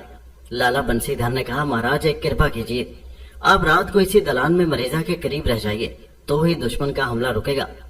मैं इनकार करने ही वाला था कि अज्ञा बेताल ने मेरे कान में कहा, राजी हो जाओ, 2-3 दिन की मुद्दत पूरी करना जरूरी है। मैंने कहा, मुझे तकलीफ तो होगी लेकिन आपका काम भी जरूरी है। दिन बगैर किसी वाक़े के गुजर गया। मेरी खातर मदारत में कोई कमी न थी। गांव का हर शख्स मेरे दर्शन के लिए आ रहा था, लेकिन मैंने सबसे मिलने से इनकार कर दिया। रात को जब मैं लेटा, आधी रात के बाद मैंने एक बंदर को देखा जो दलान के बाहर मुझे देख रहा खुखिया रहा था और दांत पीस रहा था। मेरे लिए खौफ का कोई सवाल ही नहीं था। मैं ये मंजर देखता रहा और देखते ही देखते सो गया। सुबह जब मेरी आंख खुली तो दिन खासा चढ़ा हुआ था। मरीजा काफी बहाल नजर आ रही थी, पेट अलबत्ता फूला हुआ था। मैं अपनी कोठरी में चला गया। रात को फिर जब मैं मरीजा के दलान में सोने के लिए पहुंचा तो 12 बजे के बाद मुझे बजाय एक के 2 बंदर नजर आए जो बराबर मुझे धमकाते रहे। यूं ही 22 दिन की मुद्दत पूरी हो गई। डॉक्टर और हकीम दोनों रुके हुए थे, हालांकि उनका कोई काम ना था। बड़ा घर था, पैसे की कमी नहीं थी। 22वें दिन मैंने डॉक्टर से कहा, डॉक्टर साहब आज मैं आपको एक तमाशा दिखाता हूँ ताकि आपको मालूम हो जाए कि दुनिया में हजारों उलूम ऐसे मौजूद हैं जहाँ तक इंसान की रसाई नहीं हुई। ये कहकर मैंने मरीजा का पेट खोला। पेट शीशे की तरह चमक रहा था और अंदर एक स्याह फाम बंदर साफ नजर आ रहा था। वो बराबर दांत पीस पीस कर खुखिया कर उचक रहा था। सारा घर ये तमाशा देखकर हैरान रह गया। मैंने कहा, डॉक्टर साहब ये राक्षस है जो मरीजा के पेट के अंदर उतरा हुआ है। आज रात 23वीं रात होगी, आज इसको बाहर आ जाना चाहिए। तीसरे पहर मैंने 4 मजदूरों को बुलाकर उस मकाम पर खुदाई शुरू करवा दी जहां अब तक 22 बंदर बैठकर मुझे डराया करते थे। तकरीबन 2 हाथ खुदाई के बाद एक लकड़ी का संदूक जमीन के अंदर से बरामद हुआ। मैंने उसका ताला तोड़वाया। बक्स के अंदर एक माश के आटे की औरत बनी हुई लेटी थी जिसका पेट फूला हुआ था। पेट के ऊपर एक छोटा सा माश के आटे ही का बंदर बैठा हुआ था। उस गुड़िया के चारों तरफ माश के दाने, प्याज के छिलके, गेंदे के फूल, लौंगे और काली मिर्चें भरी हुई थी। मैंने बड़ा सा अलाव लगवा कर ये पूरा संदूकचा उसमें रखवा दिया। आप यकीन माने, जिस तरह आतिशबाजी के अनार छूटते हैं, बिल्कुल यही कैफियत पैदा हुई। और जब वो संदूकचा जलकर भस्म हो गया तो लोग हैरान रह गए। मरीजा का पेट पिचक गया और वो एकदम से तंदुरुस्त हो गई। मैंने कहा, लाला बंसीधर, आज की रात मुझ पर राक्षस का हमला होगा। अब 7 आदमियों के साथ बंदूकें हाथ में लेकर मरीजा का पलंग घेर लेंगे और सिर्फ तमाशा देखेंगे। किसी पर बंदूक चलाने की जरूरत नहीं। ये हमला आधी रात के बाद होगा। सारी हवेली में तैयारियां शुरू हो गई। मैंने 10 बजे रात से दलान में आकर बैठ गया। ठीक 10 बजे से एक अजीब सन्नाटा, एक अजीब खौफ सारे माहौल पर तारी था। हर शख्स सहमा सहमा सा नजर आ रहा था। लाला बंसीधर ने करीब 50 गज के अंदर गैस के हंडे जलवा दिए थे। रोशनी इतनी थी कि दिन का गुमान होता था। दलान के सामने की फुलवारी का पत्ता पत्ता साफ नजर आ रहा था। ठीक 11:30 बजे मैंने एक काला बकरा मंगवाकर उसका झटका कराया और उसकी ताजा कलेजी अपने सामने रख ली। उसके फेफड़ों के 22 टुकड़े मैंने 22 हिस्सों में अलग अलग अपने सामने रख लिए। 12 बजते ही एक एक करके 22 बंदर हस्बे दस्तूर एक सफ में मेरे सामने बैठ गए। यकायक एक बहुत बड़ा बंदर पहली बार नमूदार हुआ। ये आते ही उन सब के आगे बैठ गया। इतने में एक मोटा ताजा काला भजंगा आदमी फुलवारी में दाखिल हुआ। उसने आते ही दहकर कहा, महान राक्षस, सामने दुश्मन मौजूद है, उसके कलेजी चबा डालो। मैं बेखौफ बैठा रहा। बड़ा बंदर मेरी तरफ लपका। वो दांत बुरी तरह कटकटा रहा था। जब वो मेरे करीब आया तो मैंने बकरे की कलेजी उसके हाथ में दे दी। वो चबा गया। 22 बंदर यके बाद दीगरे मुझ पर झपटे। मैंने फेफड़े के 22 टुकड़े उनके हाथ में थमा दिए। यकायक 4 जानिब शोले चमकना शुरू हो गए और 23 बंदरों के जिस्मों से चिमट गए। 23 बंदरों के मुंह से चीखें निकलना शुरू हो गई। शोले साफ मालूम हो रहे थे कि जिस्मों से आर पार हो रहे हैं। बड़े बंदर पर सबसे बड़ा शोला चमक रहा था। बंदरों की चीखों पुकार से अजीब भयानक समा पैदा हो चुका था। यकायक बड़े बंदर के सर से वो शोला उतरता हुआ नीचे चला गया। बड़े बंदर ने एक चीख मारी और चारों शाने चित गिर गया और बंदरों का भी यही असर हुआ। बड़े बंदर के गिरते ही काले भजंग आदमी ने चीख कर कहा, लाला बंसीधर, मैं तुम्हारा पुराना ड्राइवर रामदास हूँ। पहचान, तुम्हारी बहन सरस्वती देवी की मोहब्बत में 4 बरस की मेहनत के बाद मैंने जिस राक्षस पर कब्जा किया था वो आज खत्म हो गया। तुम्हारी पत्नी की बीमारी तुम्हारी बहन सरस्वती की इच्छा से हुई। वो नहीं चाहती थी कि उसके होते हुए कोई दूसरी औरत तुम्हारे माल पर काबिज हो जाए। मैं सरस्वती को लिए जा रहा हूँ। राक्षस को खोकर मैं इसको नहीं छोड़ सकता। लाला बंसीधर हैरान हैरान खड़े थे। यकायक उनकी बहन सरस्वती दौड़ती हुई रामदास के पास पहुंच गई और बोली, मैं भी अब इस घर में नहीं रहना चाहती, मुझे ले चलो। वाकयात इतने ताज्जुब अंगेज थे कि तमाम लोग हैरान के हैरान रह गए और उनकी बहन उनके ड्राइवर के साथ चली गई। बड़ी देर तक हर शख्स हैरान परेशान रहा, यहाँ तक कि सुबह के आसार नुमाया हो गए। जिस जगह वो बंदर थे वहां जा बजा जली हुई राख के ढेर नजर आने लगे। मैं गालिबन थक चुका था इसलिए सो गया।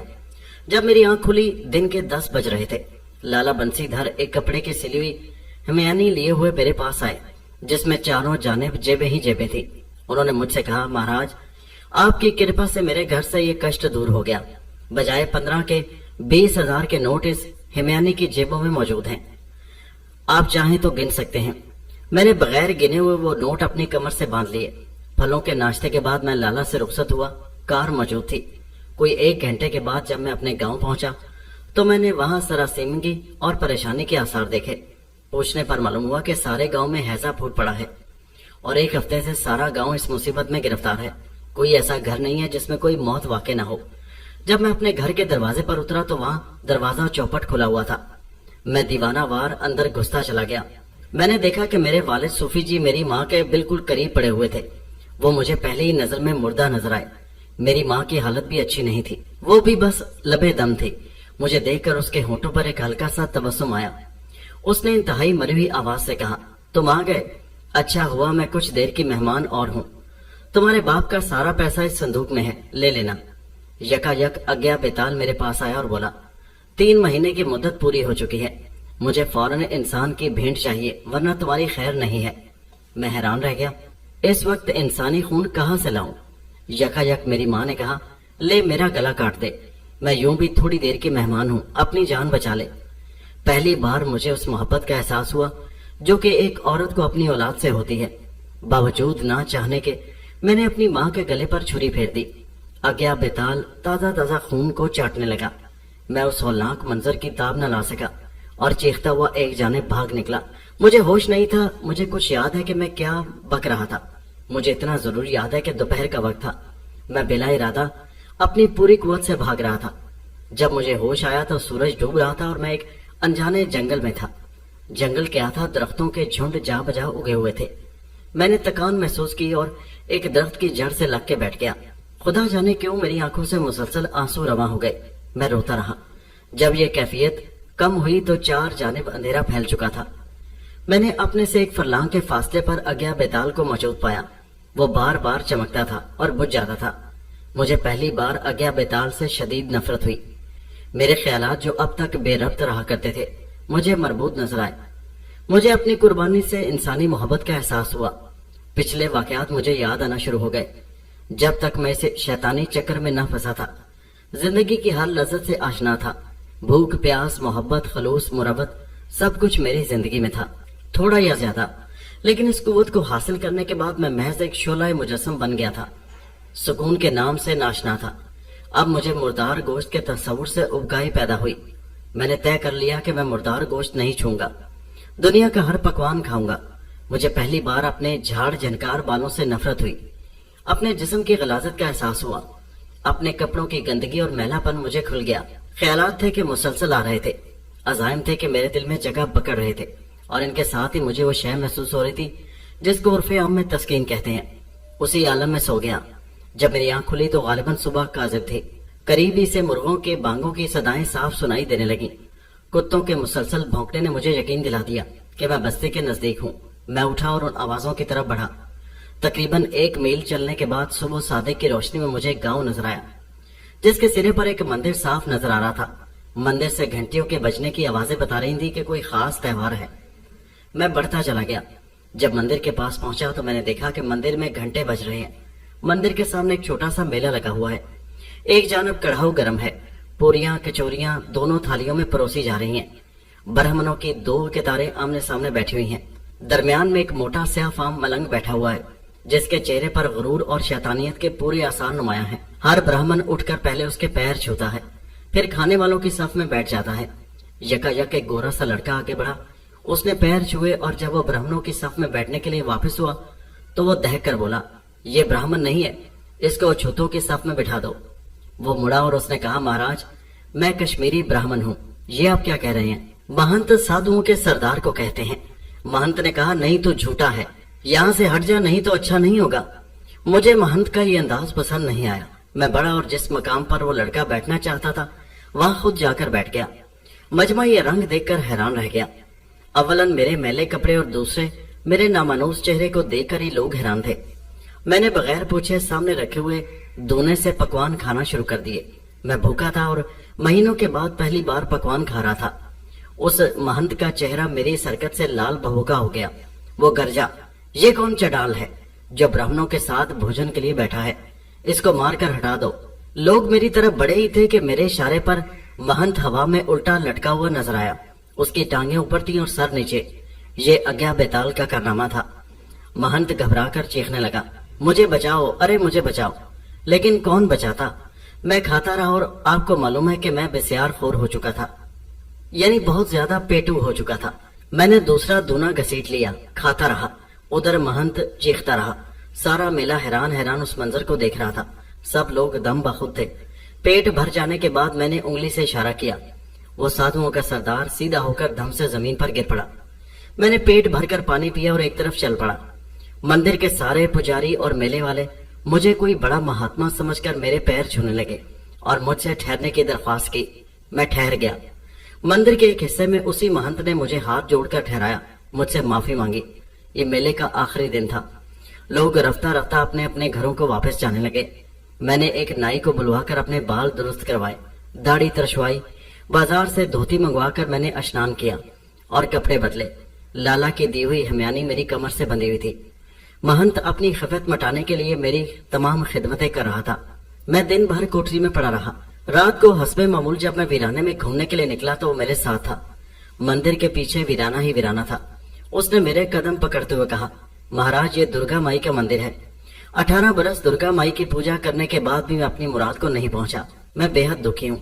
मेरे पास माया भी है, धन भी है और इज्जत भी है, लेकिन एक गम खाए जा रहा है, और वो ये है कि यहाँ से 5 कोस के फासले पर एक गड़ी है, जागीर है, जिसके मालिक मेरे पिताजी थे।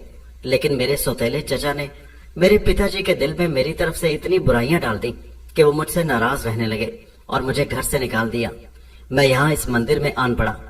मेरे हटते ही मेरे चाचा ने वो सारी जागीर अपने नाम कर ली और मेरे पिताजी को जहर दे दिया, जिसका मेरे पास कोई सबूत नहीं है। मैंने कहा फिर? वो बोला मेरे चाचा की कोई औलाद नहीं थी, उनके मर जाने के बाद जायदाद मेरे नाम होनी चाहिए, लेकिन उन्होंने एक लड़का लेकर पाल लिया है। वो चाहते हैं कि उनके मरने के बाद भी मेरा हक मुझे नहीं मिले। वो बोला महाराज कुछ समझ में नहीं आता, हर पाठ, हर मंत्र, हर जाप करने के बाद भी मुझे तो कोई फायदा नहीं हुआ। मैं आपकी शक्ति देखकर आपसे प्रार्थना करता हूँ कि अगर आप मेरे चाचा और उसके ले पालक दोनों को मेरे रास्ते से हटा दें तो मैं 10,000 रुपए आपकी सेवा में बलिदान करूंगा। मैंने कहा अच्छी बात है, तुम्हें सुबह तक खबर मिल जाएगी। वो खुश होकर चला गया। मैं भी घूम घाम कर मंदिर की कोठरी में आकर सो गया, और अब तक की रातों की निस्बत से उस रात मुझे खूब गहरी नींद आई। मैं दिन के 10 बजे सोकर उठा ही था और नाश्ता करने ही जा रहा था कि जो मंदिर के छोटे पुजारी मेरे लिए नाश्ता लगा चुके थे, दूध और गरम गरम जलेबियां, के इतने में वो महंत खुश ही खुश मेरे पास आया और बोला महाराज जय हो। मेरे चाचा और उनके लेह पाले के दोनों को किसी ने कल रात गला घोंट कर मार डाला। मैं जागीर पर जा रहा हूँ, ये 10,000 रुपए आप अपनी हिमैनी में रख लें और जब तक चाहें इस मंदिर में कयाम करें। मैं 2-3 दिन में वापस आ जाऊंगा। रुपए लेकर तो मैंने रख लिए, लेकिन मैं समझ में नहीं आ रहा था कि उन रुपयों का क्या करूंगा। मेरे पास 35,000 रुपए की मालियत थी जो मेरे लिए कतन बेकार थी। मैं नाश्ता करते ही बिला इरादा चल पड़ा। मेरी रूह, मेरे दिलो दिमाग एक मंजिल चाहते थे। वो मंजिल क्या थी इसका मुझे भी इल्म नहीं था। मैं दिन भर चलता रहा। मेरी समझ में नहीं आता था कि मुझे थकान क्यों नहीं हुई थी। करीबन शाम के वक्त मैं कस्बे में दाखिल हुआ। गालिबन कस्बे का नाम लच्छनपुर था। लच्छनपुर छोटा सा बाजार था, दुकानें खुली हुई थी, अच्छी खासी चहल पहल थी। पहली बार मेरा दिल उस चहल पहल पर राग़िब हुआ। मैं एक होटल में बैठ गया। ग्रामोफोन के रिकॉर्ड चालू थे। मैंने चाय और बिस्किट का ऑर्डर दिया। मैं अपने इस कैफियत में न जाने कितने बिस्किट खा गया और न जाने कितनी चाय की प्यालियां पिए गया। होटल वाले हैरत से मेरी इस बिस्यार नौशी को देख रहे थे। मैंने जेब से 100 रुपए का नोट निकालकर होटल वाले को दिया तो उसने नोट लेकर मेरे लिबास पर नजर डाली। मैं सारे बदन से नंगा था, सिर्फ धोती बंधी हुई थी। बकिया रुपए वापस करते हुए उसने मुझसे कहा महाराज परदेसी मालूम होते हो? मैंने कहा हाँ। वो बोला सामने ही राय पाठशाला है, उसमें ठहर जाइए, लेकिन उसका रखवाला जरा कड़वा आदमी है। मैंने कहा कड़वा कसीला प्रदेश में सब चलता है। ये कहकर मैं उसके बताए हुए पते पर रवाना हुआ। अगली ही गली के नुक्कड़ पर वो पाठशाला थी। पुख्ता इमारत थी, अंदर मुतअद्दिद कमरे थे। सहन में एक बड़ा कुआं था। कुएं की जगत से मिला हुआ एक तख्त बिछा हुआ था। तख्त पर एक मोटा ताजा आदमी बैठा हुआ था, जिसको घेरे हुए बहुत से खुशामदी बैठे थे। मुझ पर नजर पड़ते ही उसने कहा तुम कौन हो, कहाँ से आए हो और कौन सी जात हो? उसका अंदाज बड़ा कड़वा था, मुझे पसंद नहीं आया। मैंने कहा इंसान हूँ, जंगल से आया हूँ। उसको इस जवाब की तवक्को नहीं थी। उसने डांट कर कहा ठीक तरह से बात करो तो कि तुम कौन सी जाति के हो। ये राय पाठशाला है, यहाँ सिर्फ ऊंची जात के हिंदू ठहरते हैं, नीची जात के लोगों का कोई काम नहीं। मैंने कहा मैं हिंदुओं की सबसे ऊंची जात का आदमी हूँ। वो बोला कौन सी जात से हो? मैंने कहा चमार। ये लफ्ज सुनते ही वो आपे से बाहर हो गया और मुझे मारने के लिए लपका। मेरे कह कहे बुलंद हो गए। फिर मैंने उसको जमीन पर पड़े हुए चीखते देखा। उस पर अनदेखे हाथों की मार पड़ रही थी और वो कह रहा था क्षमा कर दो महाराज, क्षमा कर दो महाराज। मैं उस तख्त पर बैठ गया। मेरी उंगली के इशारे पर मार बंद हो चुकी थी। वो हाथ जोड़कर मेरे सामने खड़ा हो गया और मुझसे बोला महाराज मुझसे बड़ी गलती हो गई, मुझे क्षमा कीजिए। पूरा पाठशाला आपके लिए हाजिर है, जहाँ चाहे रुकिए। मुझे नहीं मालूम था कि आप में इतनी शक्ति है। मैंने कहा तुम हिंदुओं में जिस जात पर इतना फख्र करते हो ये कोई फख्र की बात नहीं। तुम कितने ही ऊंचे हिंदू सही। पहला सवाल यह है कि इंसान कैसे हो तुम? सिर्फ चमार समझकर जिस अंदाज से पेश आए, क्या ये सही बात थी? मैं बताऊं तुम कौन हो?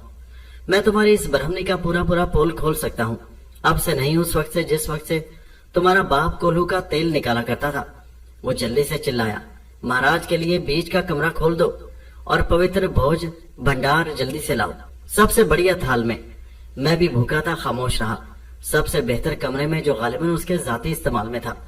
मैं पहुंचा दिया गया। गर्मा गर्म और मजेदार खाने के बाद मैं आराम से लेट गया। मेरी इस तरह भी कैफियत रफ्ता रफ्ता कम हो रही थी। मैं सो गया। सुबह जब मेरी आंख खुली तो मेरे नाश्ते के लिए गर्मा गर्म जलेबियां और दूध हाजिर था। नाश्ते के बाद मैं बाहर निकला। कस्बे में दुकानें खुली थी। मैं देखता भालता एक जानिब निकला। मैंने मुसलमानों का एक गिरोह देखा जो बैलगाड़ियों पर एक जानिब जा रहा था।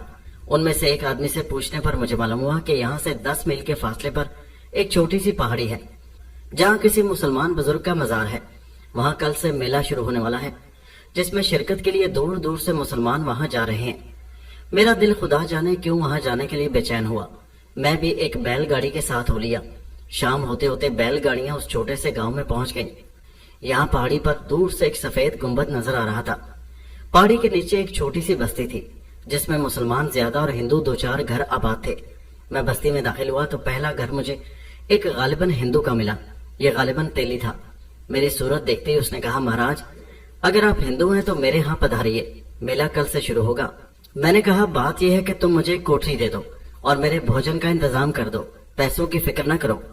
वो बोला, महाराज पैसों की कोई चिंता नहीं है, आइए। मैं उसके साथ मकान के अंदर दाखिल हुआ।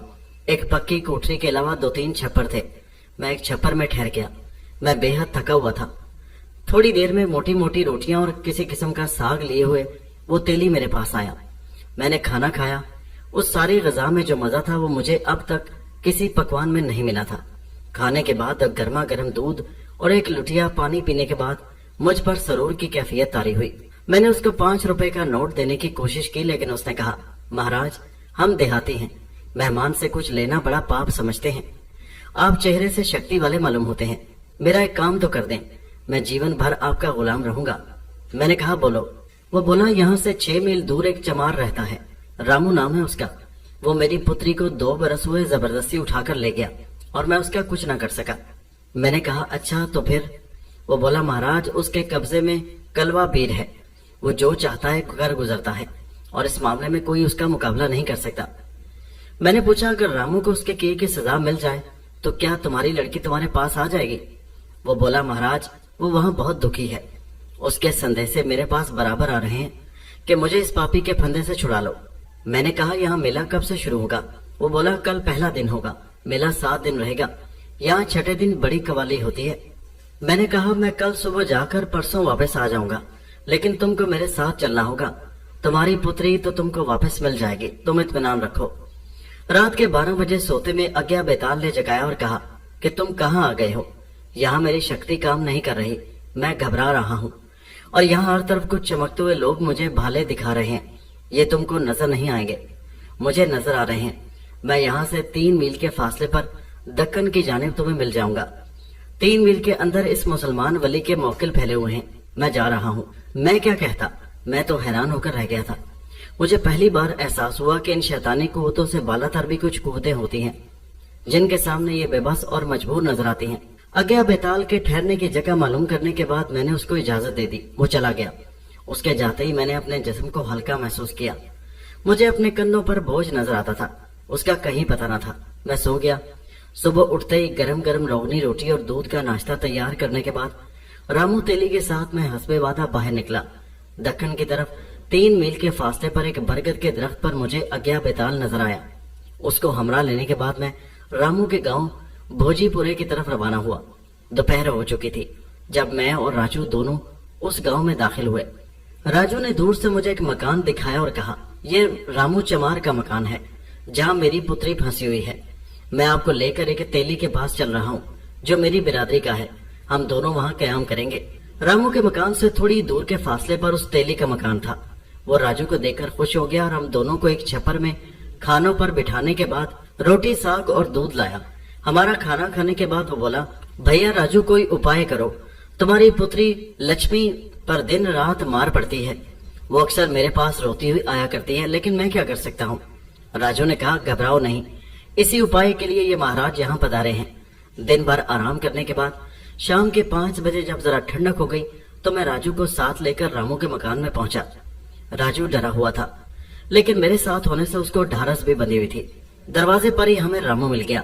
एक काला काला मोटा सा जवान आदमी था, चेहरा बेहद करेह था। राजू को देखते ही बोला, तुम कैसे आए? तुमको मालूम है कि मैं तुम्हारी पुत्री को किसी कीमत पर तुम्हारे साथ नहीं जाने दूंगा। मैंने कहा क्यों? वो गजबनाक निगाहों से मुझे देखते हुए बोला, इसलिए कि इसकी पुत्री अब मेरी पत्नी है। मैंने पूछा, क्या तुमने विवाह कर लिया है? वो गरज कर बोला, तुम कौन होते हो पूछने वाले? मैं विवाह का कायल नहीं हूँ। मैंने कहा, अच्छा ख्याल है, लेकिन क्या राजू की पुत्री तुमसे राजी है? वो बोला, नहीं, वो मुझसे बेजार है। मैं नीच जात हूँ, यही वजह है कि वो मुझसे नफरत करती है, लेकिन मैं उसे पसंद करता हूँ और वो मेरी शक्ति के बल पर मेरे पास रहने के लिए मजबूर है। मैंने कहा, तुम में क्या शक्ति है? वो बोला, देखोगे? मैंने कहा, दिखाओ। उसने आवाज देकर राजू की पुत्री को बुलाया। बड़ी खूबसूरत औरत थी, उस काले बजंगे और उस लड़की का कोई जोड़ ही नहीं था। उसने कुछ इशारा किया तो मैंने देखा कि राजू की लड़की लक्ष्मी जमीन से ऊपर उठना शुरू हुई और सामने लगे हुए बरगद के एक पेड़ की शाख में उसकी चोटी आप ही आप लिपट गई। वो चिल्लाने लगी, मुझे बचाओ, मुझे बचाओ।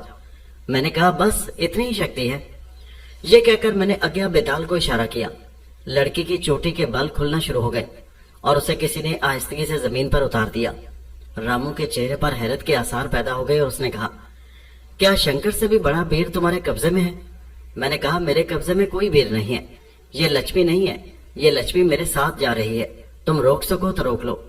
मेरे इशारे पर लक्ष्मी अपने बाप के पास चली आई। उसका चेहरा मबहूत था। रामू ने बढ़कर रोकना चाहा, लेकिन आप ही आप लड़खड़ाकर इस तरह गिरा जैसे किसी ने धक्का दे दिया हो। उसने कहा, अगर तुम मर्द हो तो आज रात वापस न जाना, मैं आखिरी हरबा तुम पर करना चाहता हूँ। मैंने कहा, अच्छी बात है, मैं आज रात ठहरूंगा और कल रात राजू के घर जाऊंगा। मैं और राजू जब लड़की को लिए हुए अपने मेजबान जगदीश के यहाँ पहुंचे तो वो लड़की को देखकर हैरान रह गया और मुझसे बोला, महाराज आप वाकई जबरदस्त हैं। मैंने पानी पर एक मंत्र दम करने के बाद लड़की को नहलवाया। वो मुकम्मल होश में आ गई और बाघ को देखते ही बेख्तियार रोने लगी। वो डरी और बोली, पिताजी यहाँ से फौरन चले चलिए, नहीं तो वो पापी रात को मोठ में शंकर को बिठाकर भेजेगा और हम में से कोई जिंदा नहीं बचेगा। मैंने कहा, तुम इत्मीनान रखो, हमें मोठ का तोड़ मालूम है। मेरे इस इत्मीनान के बावजूद जगदीश, राजू और लक्ष्मी तीनों परेशान थे, लेकिन तीनों मेरी ताकत का तमाशा देख चुके थे, लिहाजा मजबूरन खामोश रहे। गर्मियों के दिन थे, हम सब की चारपाइयां बाहर मैदान में डाल दी गई थी। खाने के बाद बातचीत में वक्त गुजरना शुरू हो गया। यकायक आसमान पर एक जन्नाटेदार आवाज पैदा हुई। कोई 10 बजे का वक्त था। लक्ष्मी ने घबरा कर पूछा, महाराज मोठ आ रही है? अंधेरी रात थी। मैंने देखा कि फिजा में एक हांडी घूमती हुई आ रही है जिसके अंदर एक चिराग रोशन है। हांडी के घूमने से एक जन्नाटे की आवाज पैदा हो रही है। मैंने कहा, लक्ष्मी तुम खामोश तमाशा देखती जाओ, परेशान न होना। यकायक वो हांडी जन्नाता भरती मेरे सर से बिल्कुल ऊपर रुक गई। ये मोठ मेरे सर से तकरीबन 50 हाथ बुलंद थी। हर शख्स हैरान हैरान उस मंजर को देख रहा था। यकायक हांडी के बराबर कुछ शोले लपके, एक जोरदार टकराव की आवाज पैदा हुई। ये टकराव तसलसल इख्तियार कर गया। सब देख रहे थे कि वो हांडी एक तरफ हटती है, फिर बढ़ती है और शोलों के टकराव से एक जानिब हट जाती है। कोई 10 मिनट तक ये तमाशा होता रहा। वो हांडी जिस तरफ से आई थी उस तरफ उसी तेजी से रवाना हो गई। मैंने उन तीनों से कहा, अब आराम से सो रहो और सुबह रामू की खैरियत ले लेना। ये कहकर मैं तो सो गया, मुझे औरों का पता नहीं। मेरी आंख जरा देर से खुली तो मुझे लक्ष्मी ने बताया कि रामू को किसी ने रात में कत्ल कर दिया, उसका तमाम जिस्म जख्मी है। मैंने कहा, जब शंकर को उसकी भेंट नहीं मिली तो उसने अपनी भेंट रामू से ले ली। फिर मैंने राजू से कहा, अब अपने गांव चलो, वहां मेले का 3रा दिन होगा, मुझे 4थी तारीख का मेला देखना जरूरी है। हम सब रवाना हो गए। मेरी समझ में नहीं आ रहा था कि मेरा दिल बेख्तियार उस मुसलमान वली के मजार की तरफ क्यों रागिब है। मैं रास्ते भर ये सोचता रहा कि ये शैतानी ताकत वहां पहुंचकर नाकारा क्यों हो जाती है। शाम होते हुए जब मैं गांव पहुंचा तो वहां अच्छा खासा मेला लगा हुआ था। सूरज अभी गुरूब नहीं हुआ था। राजू के गांव में उर्स पूरे शबाब पर था। राजू के मकान के सामने खिलौने वालों की दोरोया दुकानें लगी हुई थी। जा बजा हंडोले लगे हुए थे जिनकी चरख चूं की आवाजें उस सुनसान मकाम को हंगाम बनाए हुए थी। उस मेले में हिंदू और मुसलमान दोनों का बड़ा इज्तिमा था। कल चांद की 4 तारीख थी। उस दिन ये तारीखें मेरे कानों में पड़ चुकी थी। मैंने अपनी थकान का कोई ख्याल न करते हुए मेला घूमने की ठान ली। मैं इधर उधर घूमता घूमता एक ऐसे मकाम पर जा निकला जहाँ सिले हुए कुर्ते पजामे और टोपियां बिक रही थी। आखिर में था तो मुसलमान ही। मेरा दिल बेख्तियार चाहा कि ये लिबास खरीद लूं और दोबारा अपनी पुरानी वजह कता में वली साहब के मजार पर हाजिरी दूं। मैंने वो लिबास खरीदा। क्यों खरीदा, मुझे खुद हैरत हो रही है। दुनिया से बेजार इंसान एकदम से क्यों कर तब्दील हो रहा था। मैं एक नाई के पास पहुंचा میں نے اپنی داڑھی اسلامی وضع کی گول کتروائی اور سیدھا راجو کے گھر آیا۔ وہاں نہانے کے بعد جب میں نے اسلامی لباس پہنا تو راجو حیران رہ گیا اور بولا، مہاراج، مزار پر جانے کے لیے لباس بدلنے کی ضرورت تو نہیں تھی، ہندو مسلمان سب جاتے رہتے ہیں، کوئی روک ٹوک نہیں ہے، سوائے اندر مزار کے وہاں مسلمان جاتے ہیں۔ میں نے کہا، مجھے بھی معلوم ہے، لیکن میرا جی چاہا کہ میں یہ لباس پہنوں، میں اندر مزار پر جانا چاہتا ہوں۔ وہ خاموش رہا۔ سورج ڈوب رہا تھا کہ اس کی لڑکی لکشمی ایک اور لڑکی کو لیے ہوئے ساتھ اندر داخل ہوئی۔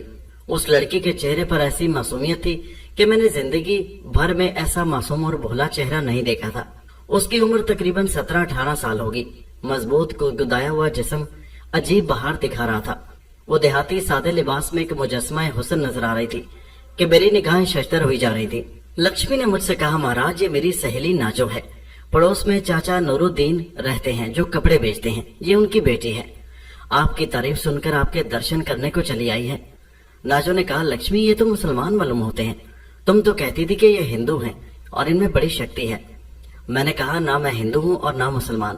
ناجو بولی، بغیر کسی مذہب کے اختیار کیے ہوئے آدمی کو سکون حاصل نہیں ہوتا، میں کیسے مان لوں؟ مجھے ہی دیکھ لیجئے، میں جب تلاوت کرتی ہوں، نماز پڑھتی ہوں، تو مجھے جو سکون ملتا ہے وہ میں بتا نہیں سکتی۔ اس کے ان الفاظ نے مجھے اپنے اندر جھنکوا دیا۔ میں نے دیکھا کہ میں اس نعمت سے محروم تھا جس کا نام تسکین ہے۔ میں نے کہا، مجھے کچھ سناؤ۔ اس نے سورہ فاتحہ کی تلاوت شروع کی۔ میں بچپن میں کلام پاک پڑھ چکا تھا، اس کے معنی و مطلب خیال میں تھے، لیکن آج اس سورت کا تاثر میرے دل پر عجیب و غریب ہوا۔ ایک ایک لفظ میرے دل میں اترنا شروع ہو گیا۔ اس کی پاکیزہ مترنم آواز میرے دل کی گہرائیوں میں اترنے لگی۔ اس کی تلاوت ختم ہونے کے بعد میں نے کہا، کیا تم میرے پاس کسی کام کو آئی ہو؟ وہ بولی، جی نہیں، کام بنانا صرف اللہ کے اختیار میں ہے۔ میں نماز کے بعد ہاتھ اٹھا کر جب اپنے اللہ سے اپنا مطلب کہہ دیتی ہوں تو وہ اپنی رحمت سے میری اس آرزو کو پوری کر دیتا ہے۔ میں نے اس سے پوچھا، کسی کو نقصان پہنچانے کا ارادہ کبھی دل میں پیدا ہوا؟ وہ بولی، جی نہیں، نقصان پہنچانا شیطان کا کام ہے۔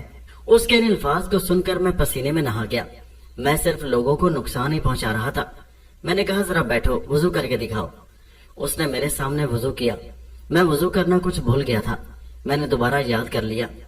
اتنے میں مغرب کی اذان ہوئی اور وہ لڑکی گھبرا کر بولی، مجھے اجازت دیجیے، میں نماز کو جا رہی ہوں۔ وہ چلی گئی اور اس کے جاتے ہی میرا دل چاہا کہ میں نماز پڑھوں۔ یہ ایسی خواہش تھی کہ جس پر میں خود حیران تھا۔ اس خواہش نے اتنی ترقی کی کہ میں بے اختیار ہو گیا۔ میں نے وضو کیا۔ مجھے مغرب کی نماز کی رکعتوں کی تعداد یاد نہیں رہی تھی، لیکن یکا یک نہ جانے کیوں کر یاد آ گئی۔ میں نے نماز کی نیت باندھی۔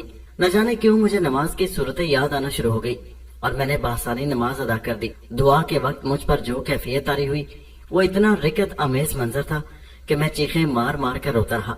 نماز ختم ہوتے ہی میں دیوانہ وار اٹھا اور میلے سے گزرتا ہوا سیدھا اس پہاڑی پر پہنچ گیا جس پر ان ولی صاحب کا مزار تھا۔ مزار کا احاطہ غالباً شاہی یادگار تھا، وسیع و عریض تھا۔ میں اندر داخل ہوا۔ سامنے ہی حضرت کا مزار تھا جو سفید گنبد سے محصور تھا۔ میں بے اختیار اندر داخل ہوا اور مزار کے پائے میں قدم بوس ہو کر روتا رہا۔ جب دل ٹھہرا تو مزار کے داہنی جانب کے بعد میں نے فاتحہ پڑھی۔ فاتحہ خوانی کے بعد میں باہر نکلا تو قوالی ہو رہی تھی۔ قوال یہ شعر گا رہا تھا، میرا حال دل کوئی کیا جانتا ہے، جو گزرتی ہے دل پر خدا جانتا ہے۔ یہ شعر سن کر مجھ پر ایک کیفیت پیدا ہو گئی۔ میرے دل پر چھری چل رہی تھی۔ میں تا دیر سارا دھنتا رہا۔ جب مجھے ہوش آیا تو میں نے اپنے قلب و روح میں ایک عجیب لذت محسوس کی۔ میں آستانے پر بیٹھ گیا۔ عشاء کی اذان ہوئی۔ جماعت کے ساتھ میں نے نماز پڑھی۔ نماز سے فارغ ہوتے ہی کسی مراد مند کی طرف سے لنگر تقسیم ہونا شروع ہوا، روٹی اور سالن۔ میں نے وہ لنگر لے لیا۔ مٹی کے پیالے میں سالن اور 2 خمیری روٹیاں کچھ ایسی لذیذ تھی کہ میں حیران رہ گیا۔ میں نے سیر ہونے کے بعد گھر کا رخ کیا۔ راجو میرے انتظار میں کھانا لیے ہوئے بیٹھا تھا۔ میرے انکار پر وہ خاموش ہو رہا، لیکن اسے ناگواری ہوئی۔ میں تھکا ہوا تھا، لیٹتے ہی سو گیا۔ جب میری آنکھ کھلی تو فجر کی اذان ہو رہی تھی۔ میں نے اٹھتے وضو کیا اور نماز پڑھی۔ نماز ختم ہوتے ہی میرے کانوں میں ناجو کی آواز آنا شروع ہو گئی۔ وہ تلاوت کر رہی تھی۔ اس کا گھر راجو کے گھر سے ملا ہوا تھا۔ میں اللہ کے کلام کو سنتا رہا۔ اس کا ایک ایک لفظ میرے دل میں اترتا رہا، یہاں تک کہ میں اپنی محویت سے اس وقت چونکا جب لکشمی میرے لیے ناشتہ لے کر آئی۔ میں نے لے تو لیا، لیکن میرے دل میں ایک کراہیت محسوس ہوئی۔ میں نے کہا، لکشمی ناشتہ لے جاؤ، میں ناشتہ نہیں کروں گا۔ وہ بولی، مہاراج تم کچھ بدلے بدلے سے لگتے ہو، کیا تم مسلمان ہو؟ تم نے کل بھی یہاں نماز پڑھی اور آج بھی نماز پڑھ رہے تھے۔ میں نے کہا، لکشمی مجھ کو نہیں معلوم میں کون ہوں، لیکن اتنا ضرور ہے کہ میں اب وہ نہیں جو پہلے تھا۔ اتنے میں नाजो दूध की लटिया और एक मोटी रोटी जिस पर सब्जी रखी हुई थी लिए हुए आई और बोली, लक्ष्मी ये मैं तेरे मेहमान के लिए लेकर आई हूँ। वो हिंदू हैं, क्या मुसलमान के घर का पका हुआ खा लेंगे? मैंने कहा, लाओ, मैं हिंदू नहीं हूँ और ना मुसलमान, खाना किसी घर का भी हो पाक ही होता है। ये कहकर मैंने नाजो से खाना ले लिया और डट कर खाना खा लिया। लक्ष्मी मेरी इस हरकत का बुरा मानकर चली गई। मैंने कोई परवाह न की। आज 4 तारीख थी। सुबह ही से लोग जोक दर जोक मजार शरीफ पर जा रहे थे। मैं भी घर से निकलकर सीधा मजार शरीफ पहुंच गया। दिन मैंने कैसे गुजारा मुझे याद नहीं। एक कैफ था जिसमें खोया हुआ था। मैंने खाना खाया या नहीं ये भी मुझे याद नहीं, लेकिन इतना जरूर याद है कि मैंने नमाजें बाजमात पढ़ी और मजार पर कई बार फातिहा खाने की। यहाँ तक कि दिन तमाम हुआ, रात आ गई। ईशा की नमाज के बाद मुझे होश आया और मैं राजू के घर की तरफ चला। यहाँ फिर मेरे खाने के इनकार से लक्ष्मी का चेहरा फिर उदास हो गया, लेकिन मैंने कोई परवाह न की और लेटते ही सो गया। सुबह फजर की नमाज के बाद नाजो मेरे लिए नाश्ता लेकर आई। नाश्ते के बाद जब मैं बाहर निकला तो मैंने देखा कि मेला खत्म हो रहा है, दुकानें उठ रही हैं, लोग मजार पर जाकर रुखसत हो रहे हैं। मैं फिर मजार शरीफ चला गया। यहाँ तमाम दिन गुजारने के बाद मगरिब के वक्त मुझे कुछ होश आया। बहुत थोड़े से आदमी मुझे मजार पर दिखाई दिए। गालिबन बाहर से आने वाले लोग तकरीबन सब जा चुके थे। सुकून के आलम में साहिब मजार के पाइंती में बैठ गया। न जाने क्यों मेरी आंखें बंद होना शुरू हो गई। मैं सो रहा था, जाग रहा था, मुझे सही तौर पर मालूम नहीं, लेकिन मेरे कानों में एक आवाज आई, इंसान को अल्लाह के लिए ही जीना और अल्लाह के लिए ही मरना चाहिए, सिवाय उसके ना कोई कादिर है और ना कोई कारसाज, ना रहमान ना रहीम। ये शैतान इंसान को जहन्नम की राह पर ले जाता है। मेरी आंख खुल गई। मैंने इधर उधर देखा, मगर चंद फातिहा पढ़ने वालों के अलावा मुझे कोई और नजर न आया। मैं हैरान था कि ये किसकी आवाज थी, दिलकश, दिल में उतरने वाली और पुरतासुर। मैं देर तक खोया खोया रहा। महवियत इतनी थी कि ईशा की अजान ने मुझे चौंका दिया। मैं बावजू था। मस्जिद में बाजमात नमाज अदा करने के बाद मुझे भूख का एहसास हुआ। मेला खत्म हो चुका था। किसी दुकान में खाने का इंतजाम न था और न नाजो के यहाँ खाना खा सकता था। इसी फिक्र में था कि एक मुजावर पुलाव की एक प्लेट लिए हुए मेरे पास आए और बोले, मियाँ ये तुम्हारा हिस्सा है।